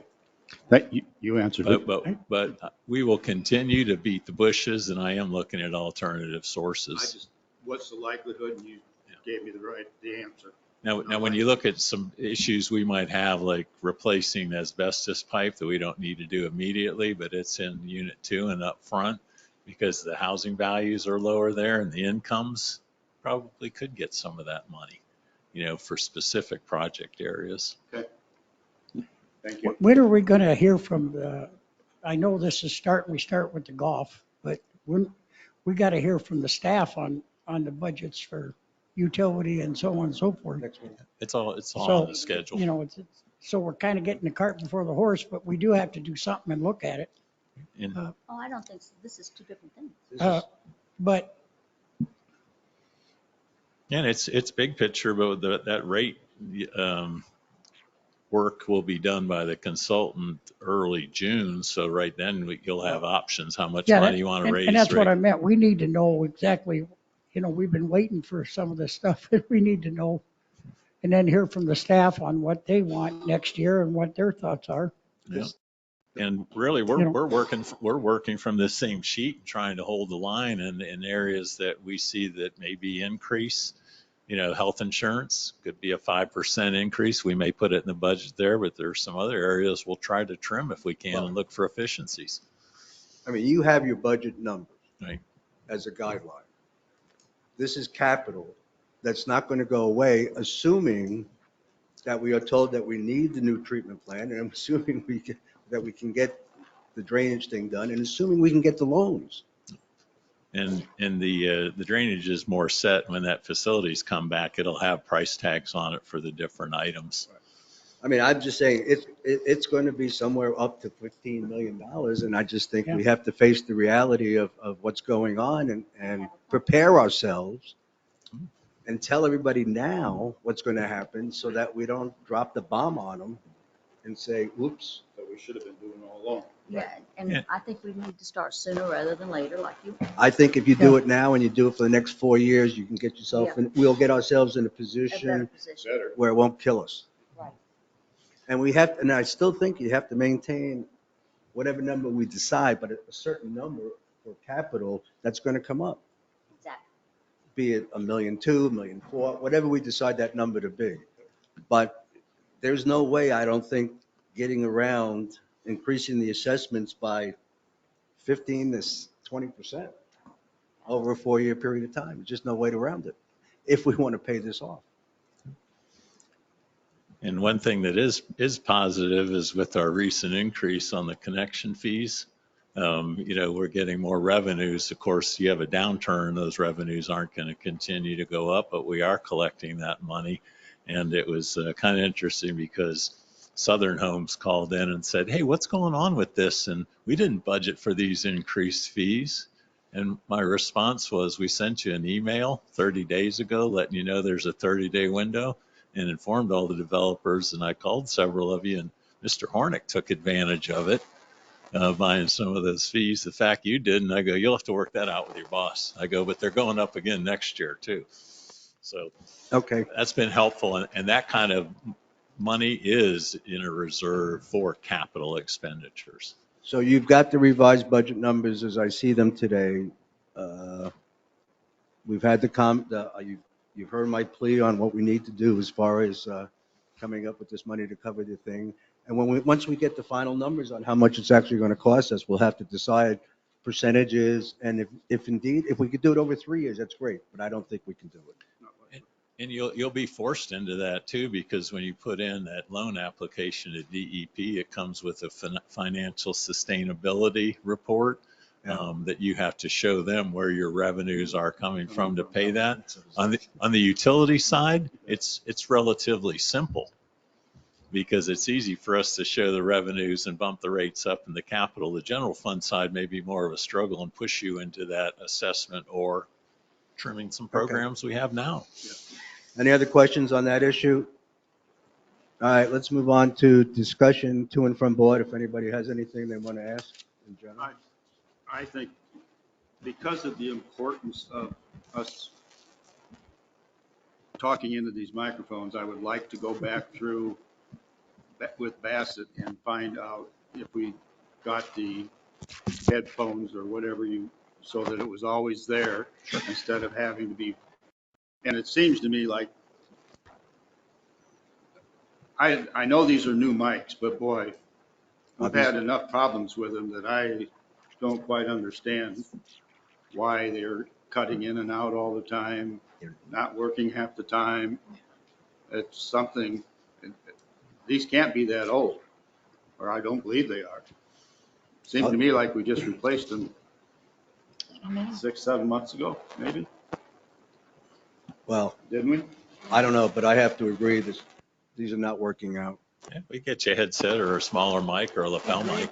I'll bring you a couple I don't know, options, how see is if it? you Can like. you guys hear anything? Are you guys all right hearing when we do it right?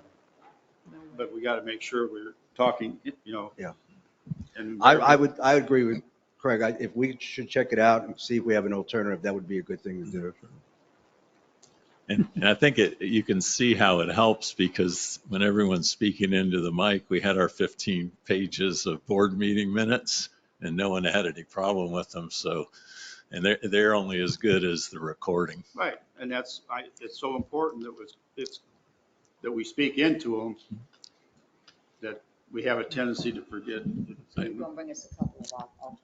Yeah, I'll bring you a few options. Anybody else got anything? All right, I do. I'm going to form a committee with the board's approval in reviewing the list of equipment that the district currently leases or owns, or between all three functions, it's a little over $4 million worth of equipment that's listed here.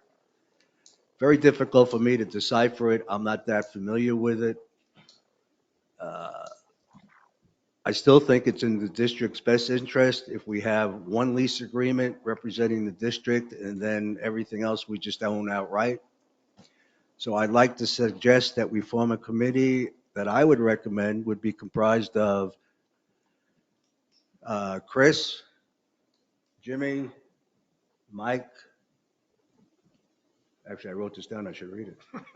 Jimmy, Mike, Joey, Chris, Mike, and Mike Hurley representing the board, and review all this equipment and try and get it into one package where we do one lease agreement and we own everything else. I think we'll find out that we have lots of duplications in here, and I don't think it's necessary.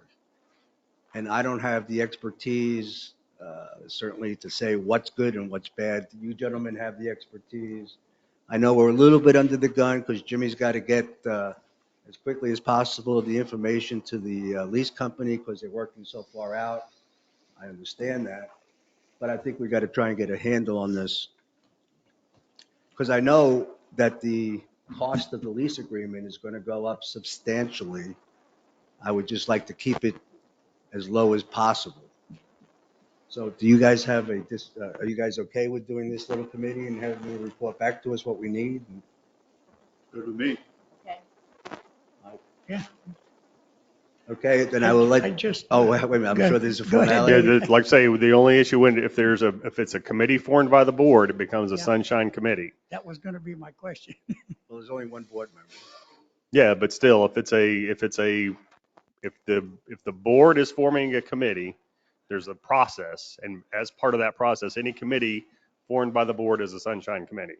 So, Can the president just form a committee?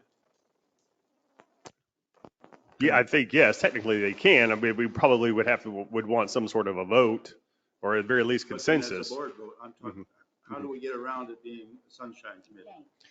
Well, I mean, it's just it's not an official board committee. You know, you have someone go if it's an informational, like an informational committee where we're going to go collect information.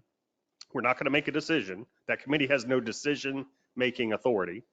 So the committee goes and collects information and brings back and reports to the board. Can they come back with a recommendation to the Absolutely. board? They just can't make a decision. So Oh, as that's long as there's no decision Well, being made. ultimately, it's going to be our decision because it's financial aspects of it. Okay, so then it's not a board committee. It's just, it's a fact-finding committee. That's exactly what I wanted to Perfect. do. Yes. Okay. So as I was saying, we'll have a fact-finding committee. Are you guys, huh? But didn't you say Mike Gilpin and Mike earlier? No, gonna be on just it? Mike Hurley. Mike Hurley. You can only, I thought there was only one board member, and I thought Okay. that Mike was more qualified Okay. since he's dealt with the equipment. I Yeah, think I so- lost my mic. So that committee will go perform the fact finding, and Mike, along with other, the other people that are doing that fact, will come back and report to the board, and then the board can make a decision. Okay, Mike, you okay with that? All right, so I'll leave it up to you guys to form your informal committee and get back to us as soon as you can, because I know you want to discuss the issue of how much it's going to cost. Okay, thank you. Any other general conversations between the board? I got a couple of questions I just got to ask. Mr. Gilpin brought up last meeting about this utility box sinking. Has anything happened with that?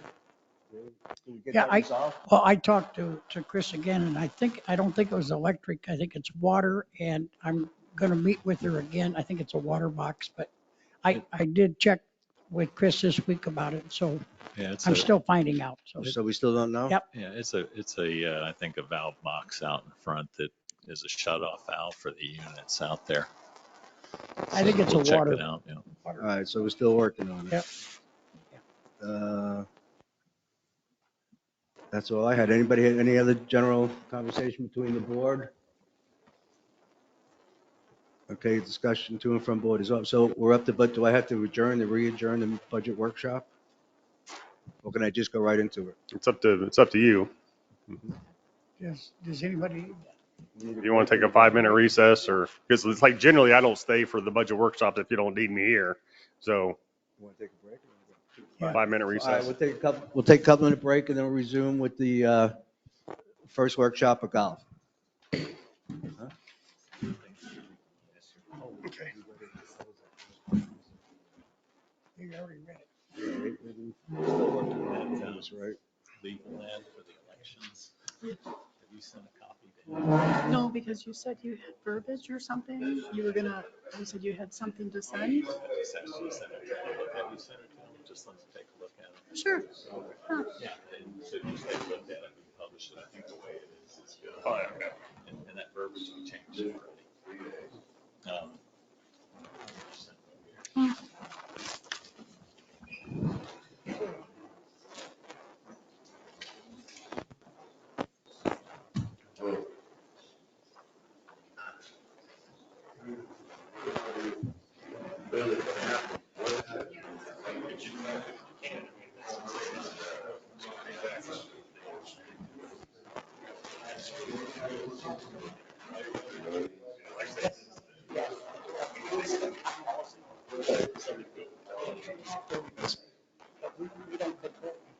Well, so maybe you could just mention the fact that they're right. Yeah, that's what they did. Somebody did. Yeah. Just hope nobody got hurt.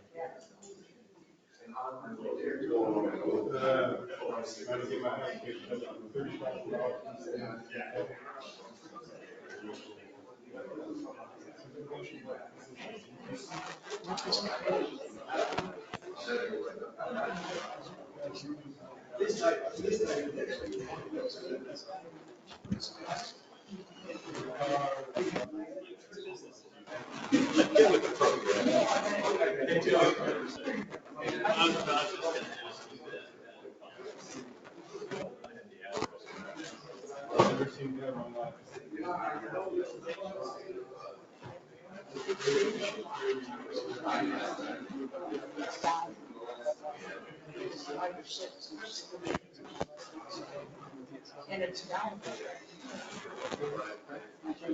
He's saying there's a metal. There's a metal cover. I mean, The only other thing I could think of is, but to my knowledge, it's in the streets. No, I'll go down that way. it's not the street. No, it's in the runway. Well, I do know some of those yards with sod is not real thick and edged around.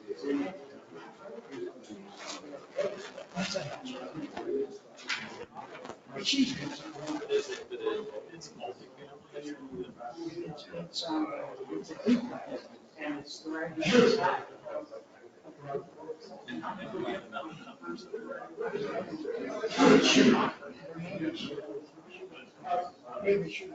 Not me. It used to be the pro. Here you go.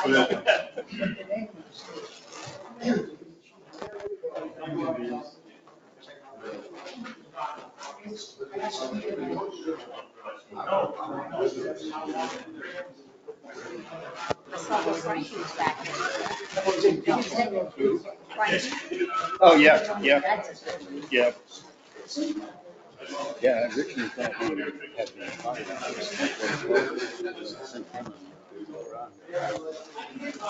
So it's good to have him back.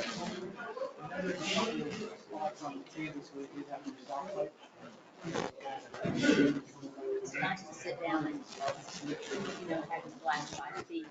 They're about 60 seconds. Yeah, yeah.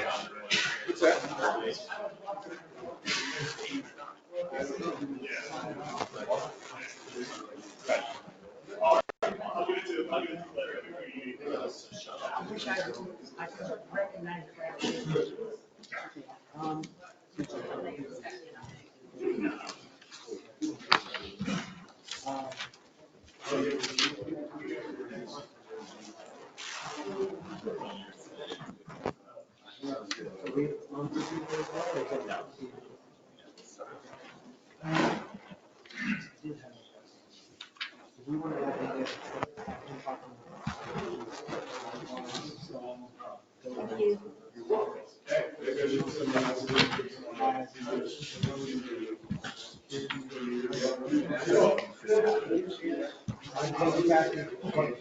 I won't be here to see it.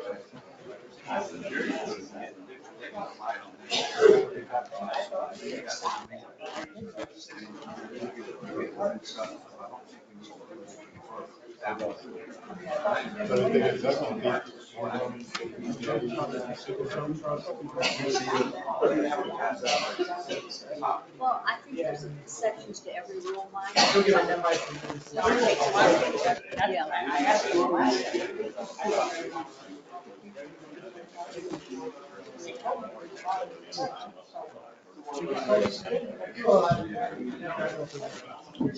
There's still gonna be exceptions.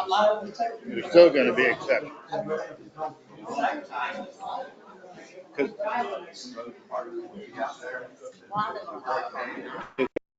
Got some people that I know, they'll try to go out there. If it gets too hot, they just can't finish the day. And so therefore, they ride by themselves. Now, then the next thing happens is, oh, okay, the sun went under clouds for a while and everything was fine.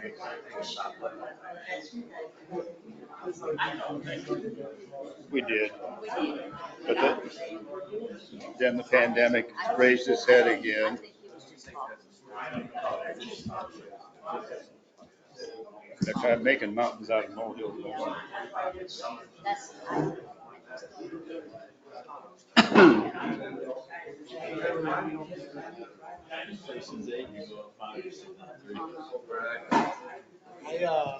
won't jump long because obviously it's probably a little bit more of an aerial. I sent you and her an email. Oh, all right. Okay. He just brought it up. Thank you, Chris. I'll talk to you later. Glad he did. I don't follow it. No, I don't either. It's not. Okay.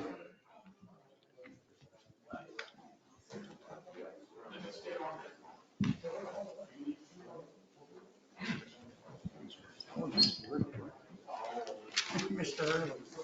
You got a better habit.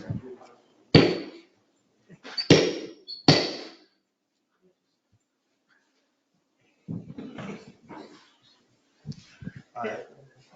Listen, give me 2 minutes. Before we go into the golf thing, I guess Bob brought to our attention a survey that he did based on a request.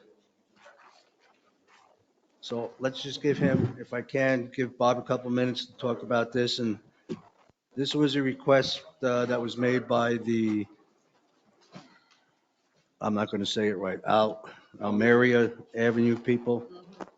with the signed petition that they sent us. So he did a survey on it. And your findings? Right, like I say, I was asked, is this on? Yeah. Yeah. Say your name? Bob Hiltz.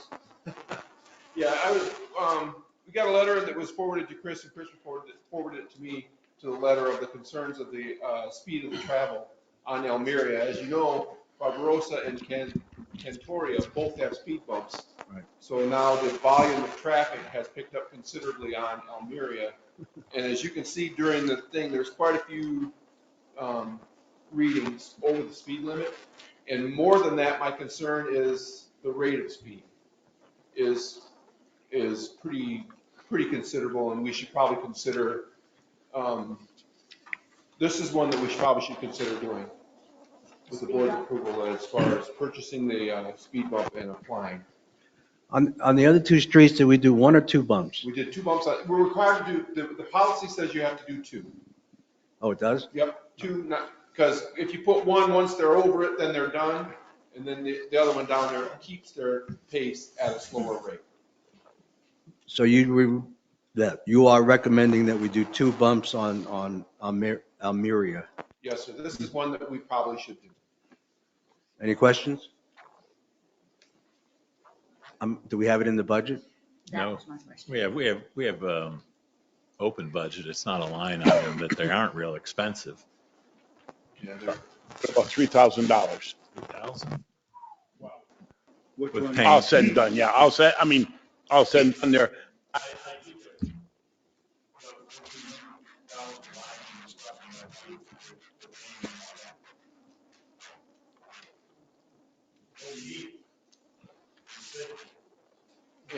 And also, they did have adequate signatures on their petition. We require them to get a petition from the members or the residents on that street, and they did have adequate amount of signatures. Yeah, we usually see these before it gets done, so. Yeah. That's the only thing I would question is that, I'm glad you did it, but I think the board should, when that letter comes in, we should be notified that we're gonna do that. Yeah, I mean, I think you sent it to the right, you got to send this to us.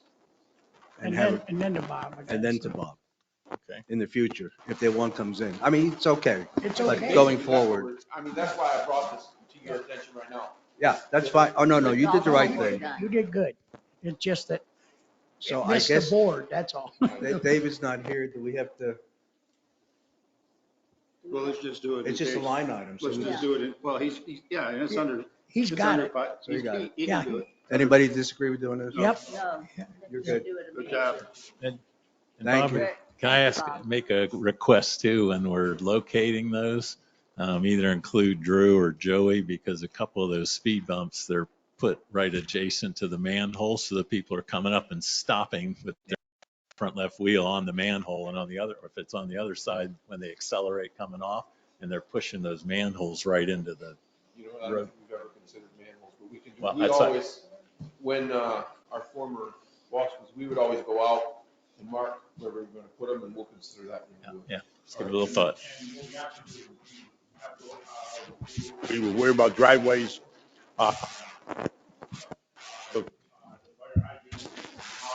It's from each end. So, I mean, that's how, I don't have.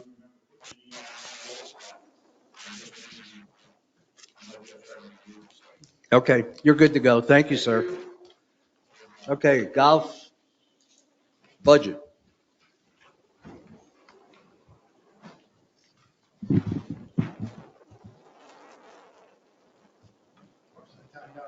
Huh? Give me 1 second here.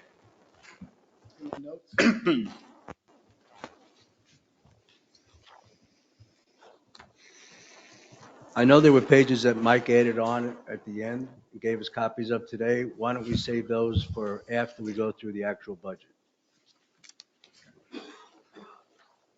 Just as a, Brian Rhodes, Trim, just as a general thing, this was a very quick turnaround. We did a very straight line, top line budget for this procedure.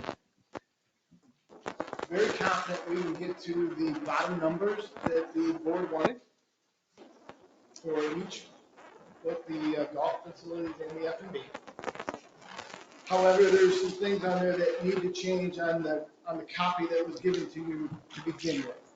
So there's going to be some massaging of numbers. I mean, just on notes, there's a mistake on the pro shop cost of goods. It's running at 55% in this budget. We've been running at 65%. That equates to about $40,000. The golf ops expenses did not have a budgeted increase over our current forecast. We are expecting some inflationary increases, especially in range balls and things of that nature. So I'd like, we'll continue to go on. We'll come back to you with the next line in the budget. We'll build it out. We're working towards a number that we'll get to. Golf expense, G&A expenses, credit card fees were not percentage of revenues, so that's going to change that number, drive it a little bit harder. We got to get with Chris on what we expect for the insurance cost, if there's going to be an increase on that. Currently we'll budget a 10 to 15% increase, and utilities have been increasing roughly about 5%. So those are some of the things that are going to adjust the number up. We believe that we can drive the revenues up also. When we look at maintenance for Jimmy here, right now we have a 50% increase in fertilizer. We just came to the board today because it was 89%. So we want to make some phone calls, make sure that we have the correct numbers on what we've been using, what we're anticipating before we give you the exact numbers. Labor and maintenance, we took over mowing the Bahia grass. It was a deal with Dan. We were getting $40,000. It was there. It was part of the thing that goes on there. Omar moved it, so we didn't show as a revenue. So we made, we got to figure out how we're going to show that with the revenue. We work with Chris on that. F&B, cost of goods is a little low. I expect the revenues will go higher because some of the prices increased just based off the cost and the inflation. I believe we can get another 6 to 10 points on just sales percentage there. So, Got any good numbers on this? Anything good that will stay, or is it all going to change? it's all going to be massaged slightly. I mean, We can get why? to the bottom line number. It was given to us on Friday. I was out of town. He turned it in on Tuesday. It's a good thing we didn't know we were going to do budgets. I'm going to take blame. I guess I didn't explain myself correctly. When we set a goal for people, that's a goal. That doesn't mean you have to force feed the numbers to come out with that goal. That's what we think we'd like to see you end up with. What you're supposed to come to us with is what you got and what you think is going to happen. And then say, Ray, the board wanted us to have a $480,000 increase in golf. We only can give you $460. And here's why. But what you're giving us is $480, and you're saying, well, look at it now, enjoy it, but it's not right. Is that correct? Is that a pretty good summation? That's a pretty good summation, right? We got. So why would I even, budget line than what we did. why would I want to put these people through the aggravation of critiquing something that we know is already wrong?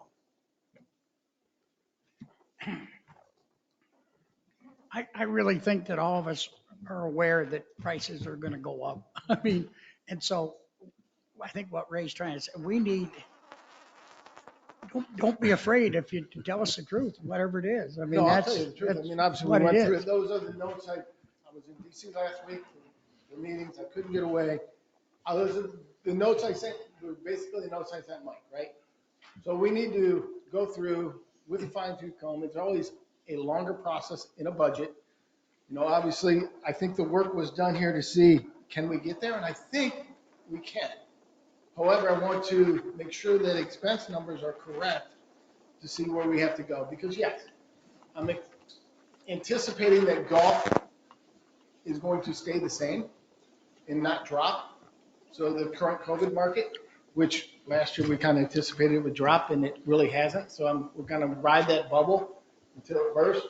Yes, we're seeing double-digit inflation in cost, and it's really hitting our maintenance. And I don't have numbers. We do our pre-buys in October, and the companies won't give me exact numbers.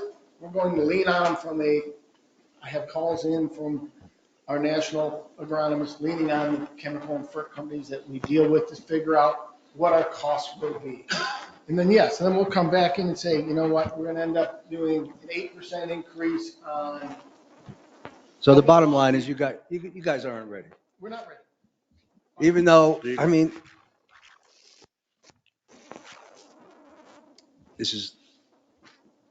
we are not doing anything different than we've done for the last, how many years?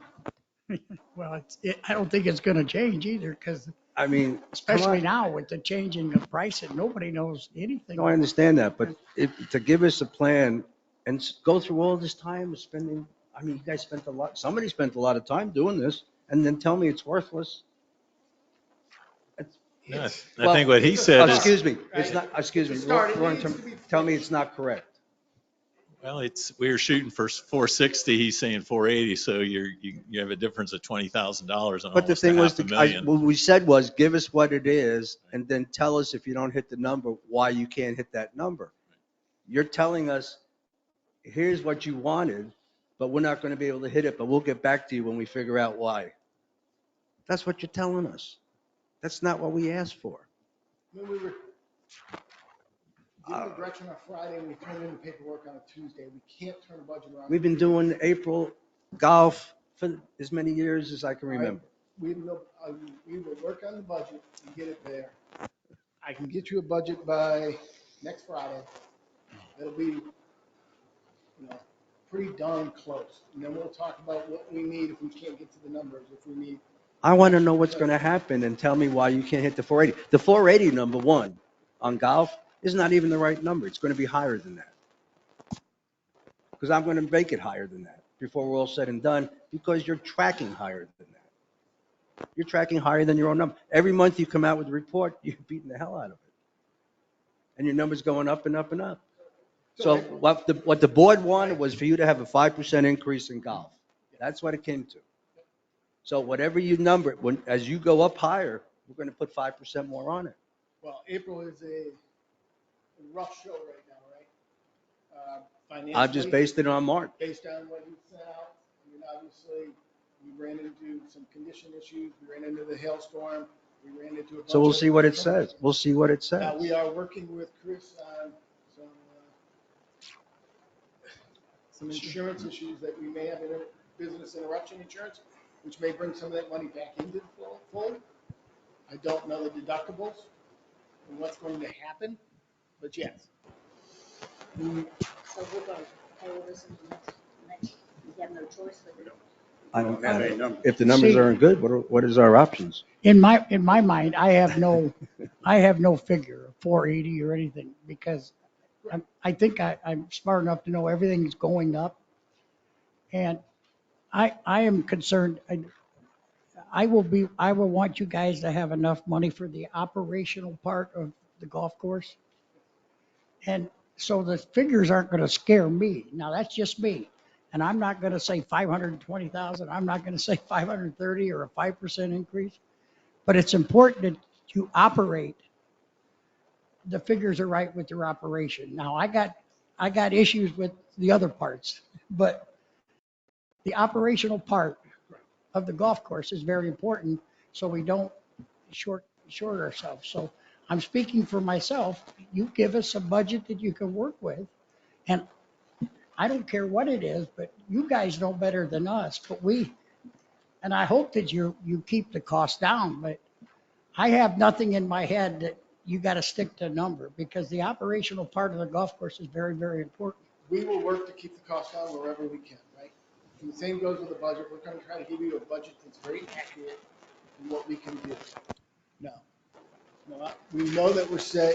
Right now, the board has approved a 5% increase for next year's membership. We're kind of working off that. We don't want to come back and ask for 8. Don't. We're going to try to work with 5. Otherwise, we'll tell you if we can't, we're going to be at 5 this week. You're going to try and work with 5? You just talked about 5 for 3 straight years or 4 straight years. Yeah, so this is year 2. So you got 5, not 8, 5. Well, our costs are going up I don't care. 14%, right? I don't And the care. membership pays 65% around. So I'm tired of dealing with the excuses, Brian. it's not an excuse. It's just, those are facts. 5%, if I remember correct, is about $11,000 a point. We will give, About $11,000 a we point, will run the correct? budget at 5. That's $55,000 in additional income that we've told you can have up front, correct? Yes. That's $55,000, right? Last I heard, it was $11,000 a point. Every time we went up a point in membership fees, it was $11,000 of income. Yeah. So that will not cover probably our fertilizer. I'm sorry? That may not cover our fertilizer. You know, then you got to figure out a way to cut, we're running a business here, I understand. and I want you to We're remember profitable that. right now, not, yes, there's leases and everything. EBITDA-wise, we're high. And Come back to us with what you got, We'll do. and we'll take a look at it.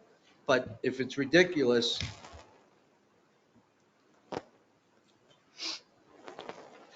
I mean, I have to be responsible, well, the board has to be responsible for the golf course's performance.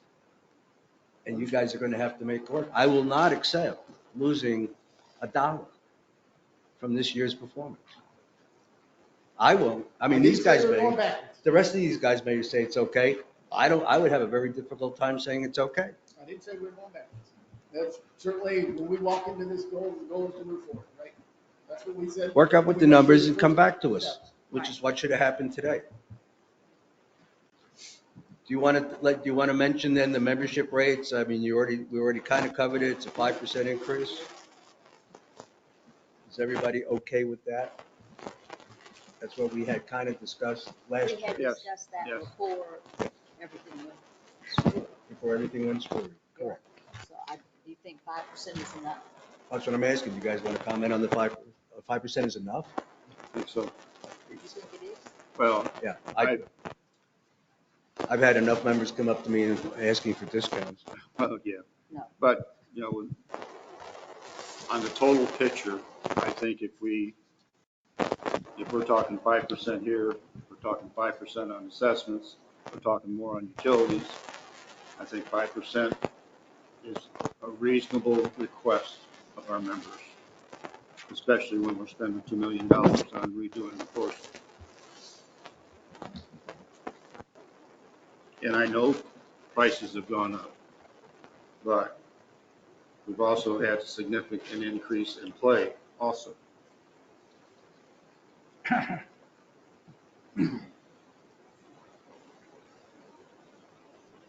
Yeah, I mean, if you look at your estimated rounds, public rounds, you're estimating we're going to pick up 2,600 rounds this year. That's phenomenal.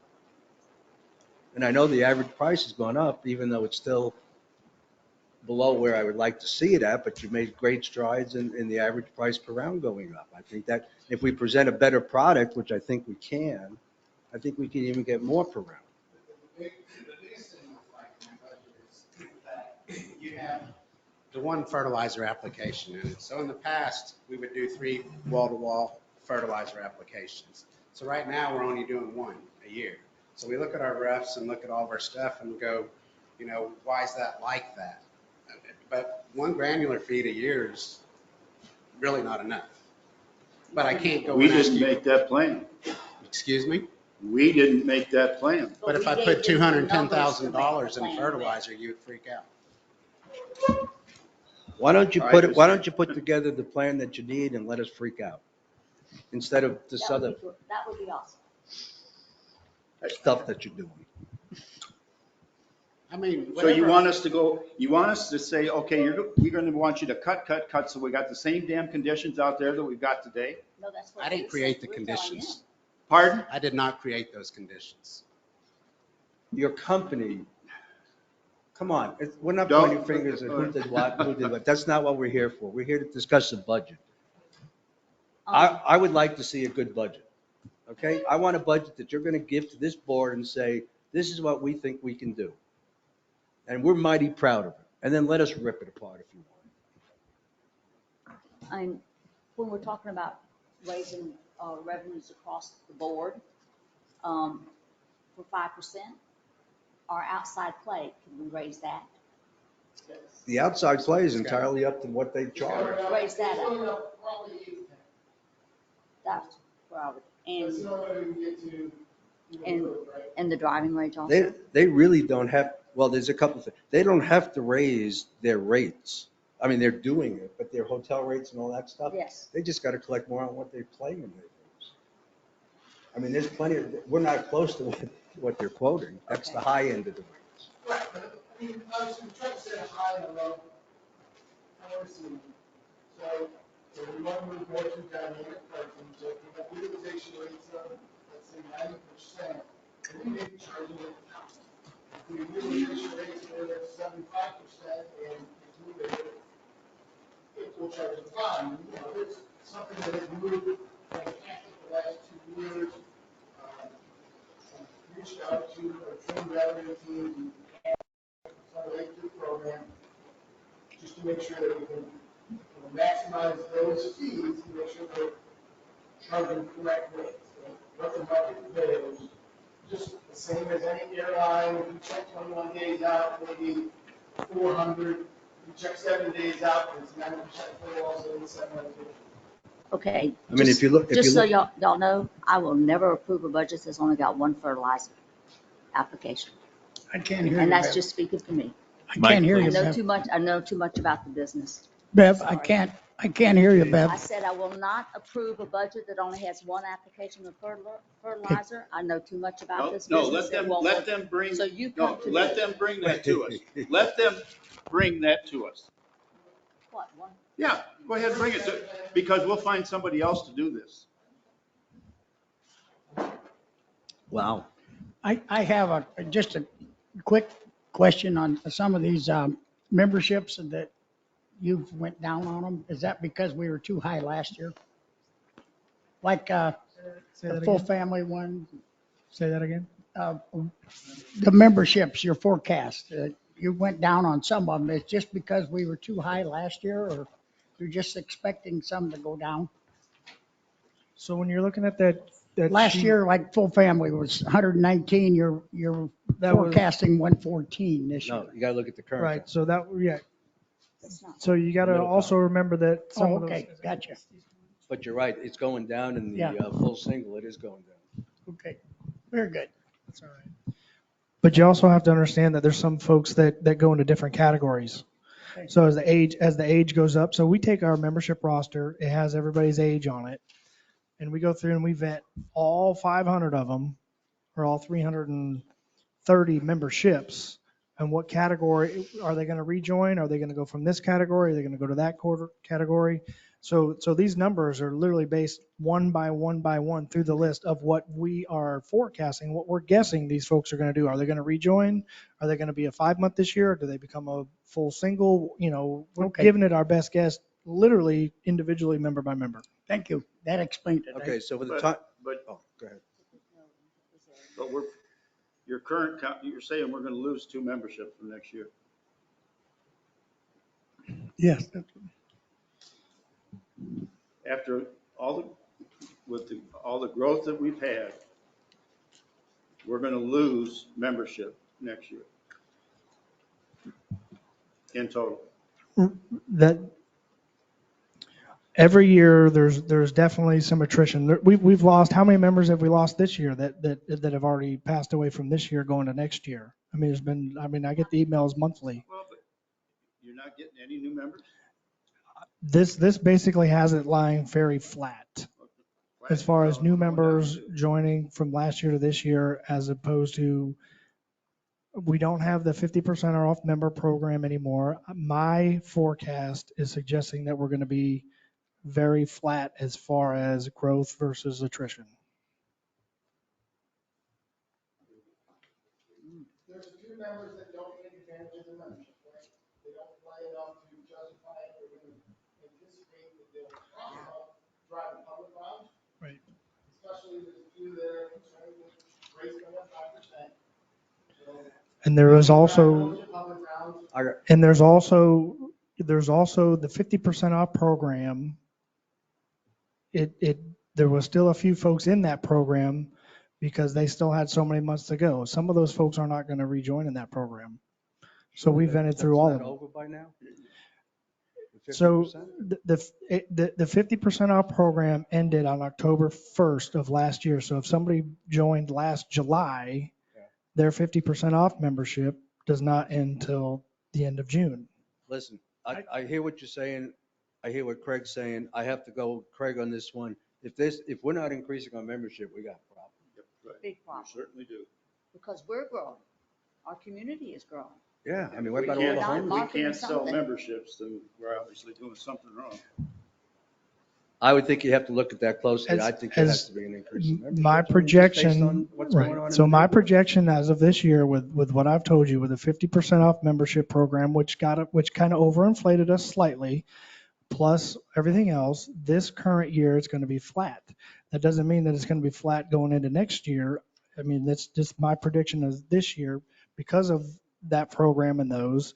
We literally vented through our whole membership program. This is my best guess as to where our membership is going to land. I'd like for you to revisit it. If you could revisit it, that would be great. Next page is the club rates. Anybody want to comment on those? They're basically, if I'm reading it correctly, they're taking it up $1 or $2 per listing. Is that about correct?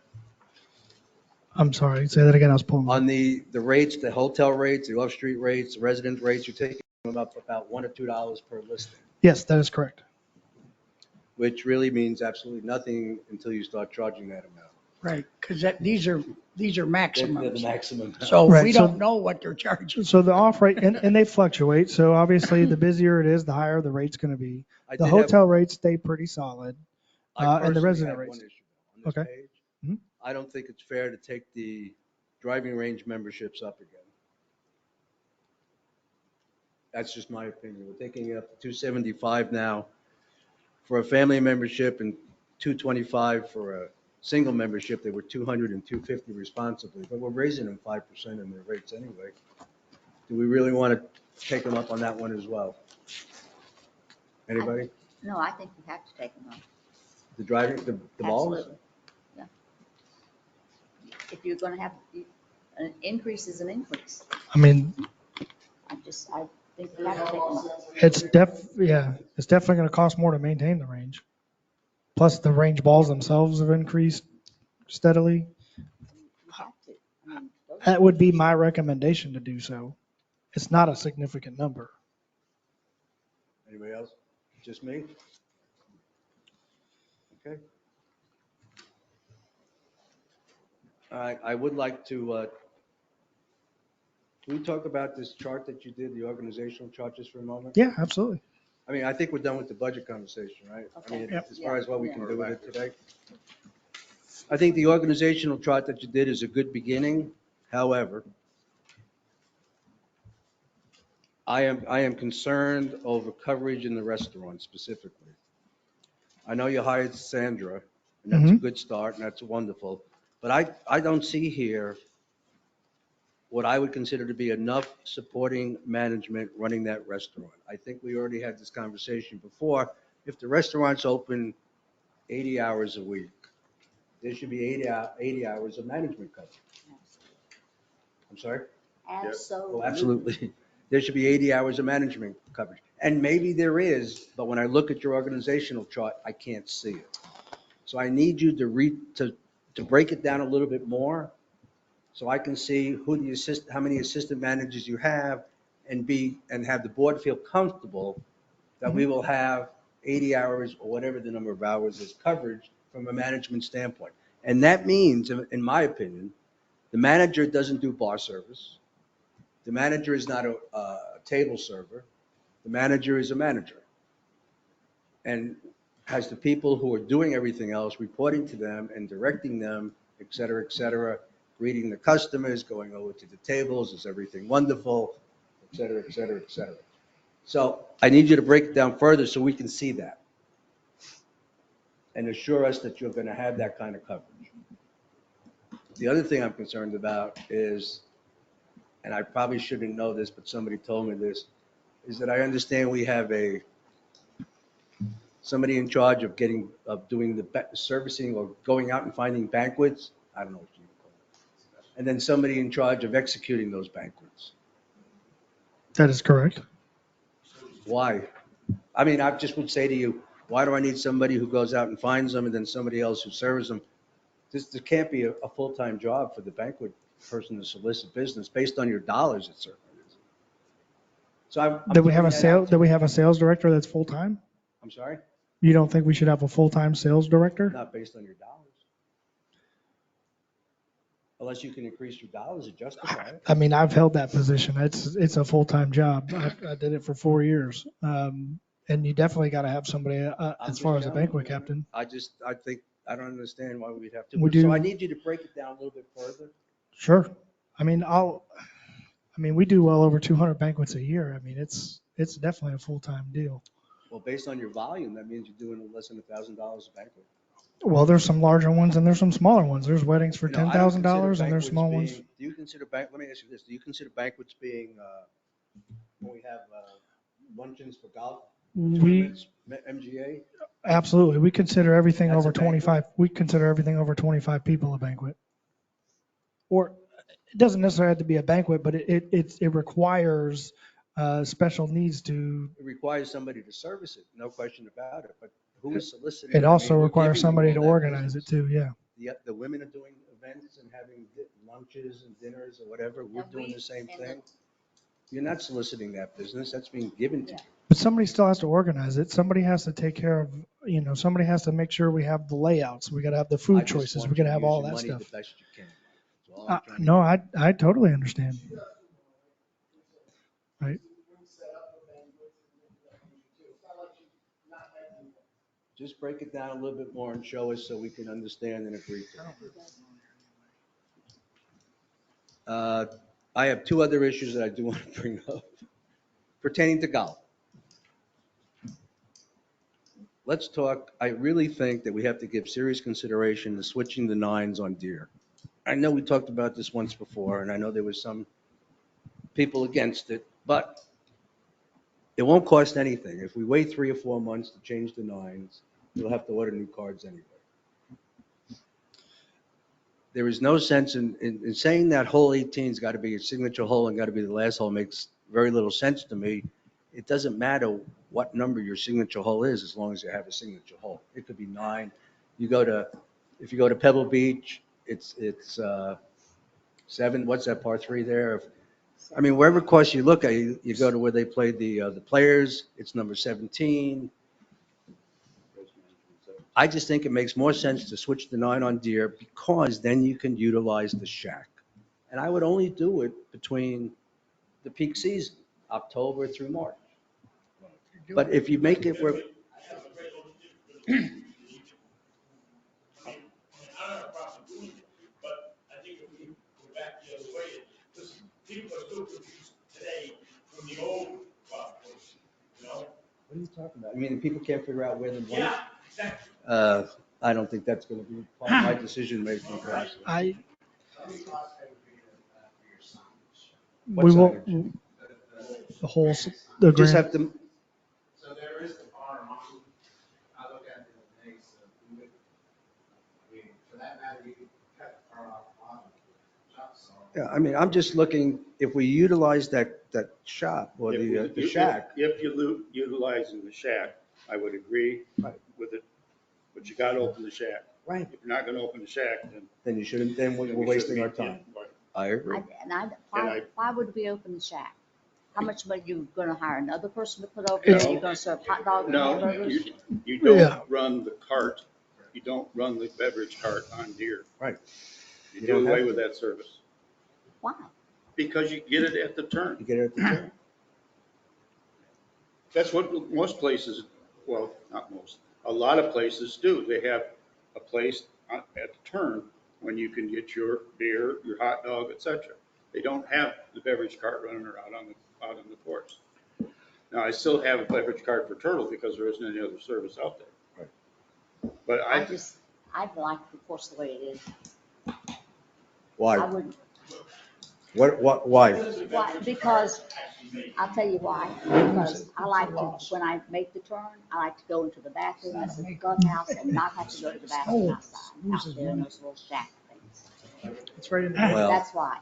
And the expense that, I don't want to have our granite signs with the park cut off the bottom. Well, but if we switch it, this Just will switch become them. number 9, you're gonna go right past the You buy the cart, you buy all that clubhouse stuff. anyway. It's And not, I just, if you want, wouldn't it be easier just to park the, if you don't want to run the It's an cart, just park amenity, the I've cart been in told the, for in the 7 parking years. lot? That's what Maggie Valley does. Amenities That's what don't a make lot of people profit. do. And you can buy the hamburger and hot dog there, and not open the snack shack. I would But like they to don't think, have anything, they don't have any hot food on the cart. Well, if you parked it there, then they could have it. I, Yeah, where would they? I will add confusion to everything. I'll take a recommendation from you guys, what you want, before I have an opinion. I think it's going to increase sales. Yeah, I personally would like to move them, but I don't want to make that Right. I decision. think it gives us the opportunity to sell other things a lot easier, such as hot dogs. It's not always easy running hot dogs on the beverage cart because it's hard to keep them hot. You don't?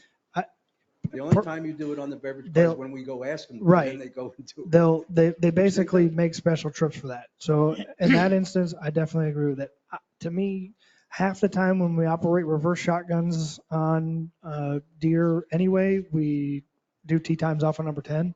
So ultimately, as far as operational goes, it doesn't mean anything to me. I think number 9's a better finishing hole personally.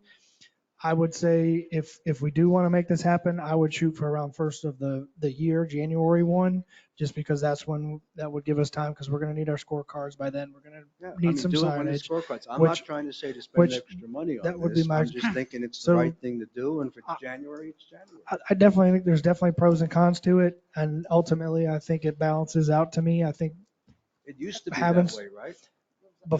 it was before I got here, so it's probably 10, well, Why would- I don't know the new why it was clubhouse in, it was probably 12, it's 12 or 13 years ago. All right, so And when I was a member, I started in the summers. We started on 10 every day. We're gonna switch I mean, it so it's around not so we can open the shack on I mean, I don't February, see any March, or difference. you're gonna open it 12 months out of the I year. can't. Well, I think at least through October through March or April. it's a convenience for the, I personally think. it's a convenience for the I people personally playing on the believe it golf would course. sell if he kept it open. He didn't even have to keep it open necessarily. Maybe it's only from 10 to 2 during summer. No. But I don't think you That's keep not- it open during the summer. I don't Well, know. that's what that's what There aren't I don't enough know. players. I don't think there's enough players in the summer. In the winter, when you have 450 rounds, that's when I think That's, you do it. I mean, 'cause that's when definitely people- what I would do in the summertime. Typically, depending on what course is open, or if we have both open, we can run one bev cart, cover 2 courses, just to be efficient. Yeah, for sure. If we were going to do it, it would be in season only. So can we have a consensus of whether we want to do this or not? I'm for it, along with the caveat that we Beverly's open up against- the you're snack still shack. against I'm still against it. What I do you like think? it the way it is. I like it the way. I'm for it with the caveat that it opens up the snack shack. Michael? I'm for it. Michael? Give it a shot. We're going to shoot. Let us All right. know when you think you can do it. Okay. My last thing to bring up, the practice area. That was going to be open June or July, I can't remember. June of last year, that practice area. That's still not open. Are we making a mistake by even opening that the way it is? Because I looked at it and I look at it and I look at it, and it spells trouble. I mean, we're telling people they can go from both sides and hit the ball, but they got to hit their own ball, and they got to get their own ball. And I'm thinking we're asking for something that we shouldn't be asking for. I think it's nice having a bunker and another green close to the pro shop, if somebody wants to warm up, you go from the Can you talk into the mic, please? Thank you. I think it makes sense as a warm-up spot to utilize the bunker and utilize the one green on the closest to the pro shop. Just so that you can get warmed up over there and you don't have to go across the street. If somebody doesn't want to go hit balls and just wants to warm up, I think it makes more sense to utilize that area. All right, let me ask this then. If we take out, if we just leave the bunker there and make the bunker in that little green and practice sand trap to go up alongside our putting green and take the rest of it and just let it be, whatever. And don't close down the pitching area, the chipping area, and the sand trap that we have across the street. Say that again, I'm sorry. The existing practice area that we have across the street, the only reason we ever decided or was recommended to close it was because we were afraid somebody was going to get injured. Nobody has ever been injured over there. I don't know why we would close it. It's a decent facility that's being used. I don't know why we closed it. I would say perhaps we would shorten the area that you can pitch to the green on. That would make sense. But to close it down, I don't see what we accomplish. And I know we wasted $35,000 on this, and that was pretty dumb on our parts. Is the game plan still to add the back mat on the driving range as well? Yes. Okay. So I think at times when they're on that mat, that maybe we need to think about maybe shutting it down at that time. Or we can review that. Right. Because I think the there's question time. comes, do we really want to shut down that part of the golf course or that facility that's available? No. At one point, the board decided that was the right thing to do. That's why I'm bringing it up, because we'd have to change our decision. Which one are you talking about? The one? The one by the driving range. Oh, no. No, I like that. You don't like that one? I do. Oh, you do. The one by the driving range where there's a sand trap. Right. And people use I don't know, further down, they use it for chipping onto the green.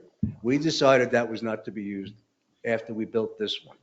So the question is, are we still, I would like to see that decision changed. And that's what I'm throwing out to you guys. If you like it the way the plan the way it was, and we'll continue with it, that's fine. And we would split the new area and just make it as a warm-up area with the putting green, a chipping area, and still utilize that bunker. Yeah. Yes. That would be my I think that- recommendation. Otherwise, I think we're going to have a bigger problem. Well, But we got to make that decision. I've got no problem leaving the current one open. I thought that's what, well, it doesn't matter because it's. I mean, I guess it makes no difference, but the reason I voted to build the new one was that we were going to shut that down because of I know, I agree. stuff. So Well, here we go again. About liability. So Well, I think- I'm a no. I want that thing closed because that's why I voted for the new one, but it's only But the new- $35,000. but the new What one the isn't hell? Well, what we want. you shouldn't have voted for it. Well, because they said they were going to close the other one. Well, That's the only reason I voted for the new one. have we gone, I mean, the only reason that I'm bringing this up is because I went out and looked at the new one. I think we were misled, or I was misled. I thought it was going to be a lot bigger than it actually is. It's a pretty small piece of real estate, and I think that's even more dangerous than the one we got I do now. too. It's 120 yards is what it actually is from end to end. And I still think in the future, I mean, if we could put a net down there by even the old facility, I think it would eliminate the opportunity. I'm not saying do it right now. I just thinking maybe down the road. Nets look like You know how many times Yeah. we crap talk about a within net? a matter of hours. I was Yeah. talking about, Right, we talk about a net about 100 times a net. They said, well, people don't want it, okay? The vote was to take it down because it's a safety issue. Is it a safety issue? Yes or no? That's why I was voting to take it out in case somebody could say, you told me, nobody's been hurt, but you're wrong here too. Who's been hurt? Right, there was a guy that hit the side of the lake, that was in the chipping range, and he never right, but people have been hit, and cars have been hit. Okay, so, I mean, you say stuff, but, The you know, have bad hit, right? the chipping area. I have never seen a report on that, have you? Well, yeah, He would, but not us. right, but to have a good, I mean, to me, I don't wanna see the net go up. I don't want to see a net go up either. Okay, that's fine. You know, we go back and forth with you. The reason why we put that, and Jimmy, you did a great job, because that was one of your first jobs here, and you got thrown in the, to get that done, okay? But I He think got it. we have to think Yeah, he got it. about the safety issue, and we were brought up, if it's a safety issue. So if someone, Chris, if someone gets hit, and this has been brought up at this meeting, okay? Are we liable? Well, wouldn't matter if it was brought up at the meeting or not. You're the property owner, you're liable. And that's whether you're on the golf course or not. Listen. You know, we go back and forth. Yeah, we can do what we want, but I will not vote for not closing it. But, you know, and hell, a year from now, we might have new supervisors and we switch back again. So, you know. Now, listen, I am perfectly fine with leaving it the way it is. I'm just bringing it up. If you, I mean, for you guys to go in this major uproar is just not necessary. Fine, if you want it, so why don't you say, I don't want to change? That's one. Michael? I don't want to change. Beverly? I like it the way it is. I don't think the new one is going to satisfy the majority of the people that want to do that type of work, unfortunately. I just don't think the design is, but I know why we said that we put that in so that we close the other. But I don't think people are going to be satisfied. I don't either. So Why would you think people would stop what they put in? I mean, they sold this, right? He's talking about the golfers. Why don't they do that? Well, Because there is no place to check. all right. Yeah, but the whole thing is a lot of people were worried about that if somebody's at the other end and scalds a ball or whatever, or somebody's trying to hit the 40-yard wedge shot and they're hitting out of the bunker and scalds it, then what happens when that person gets hit?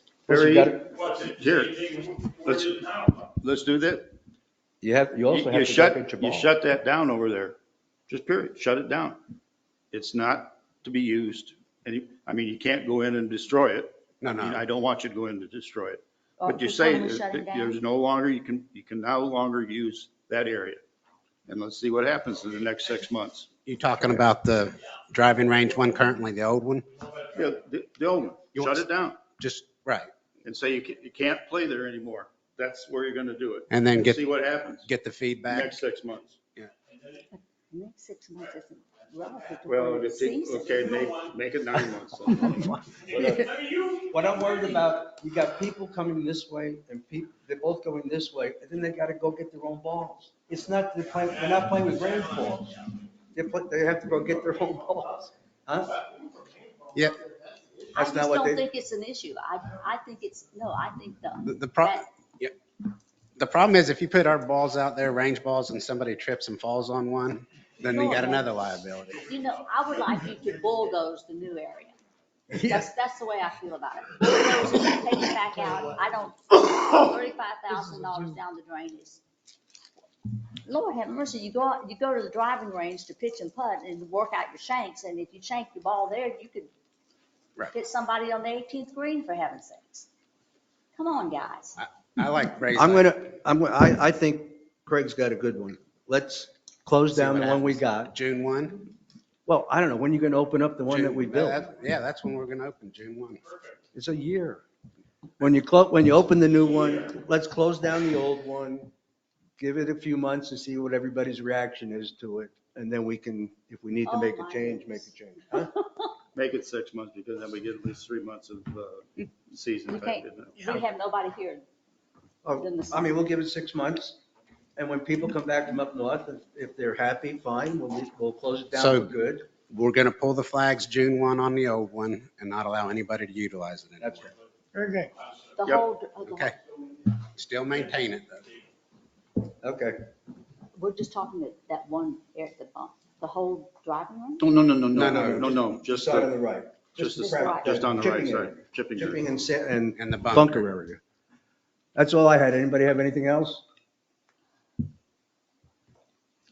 Meeting adjourned.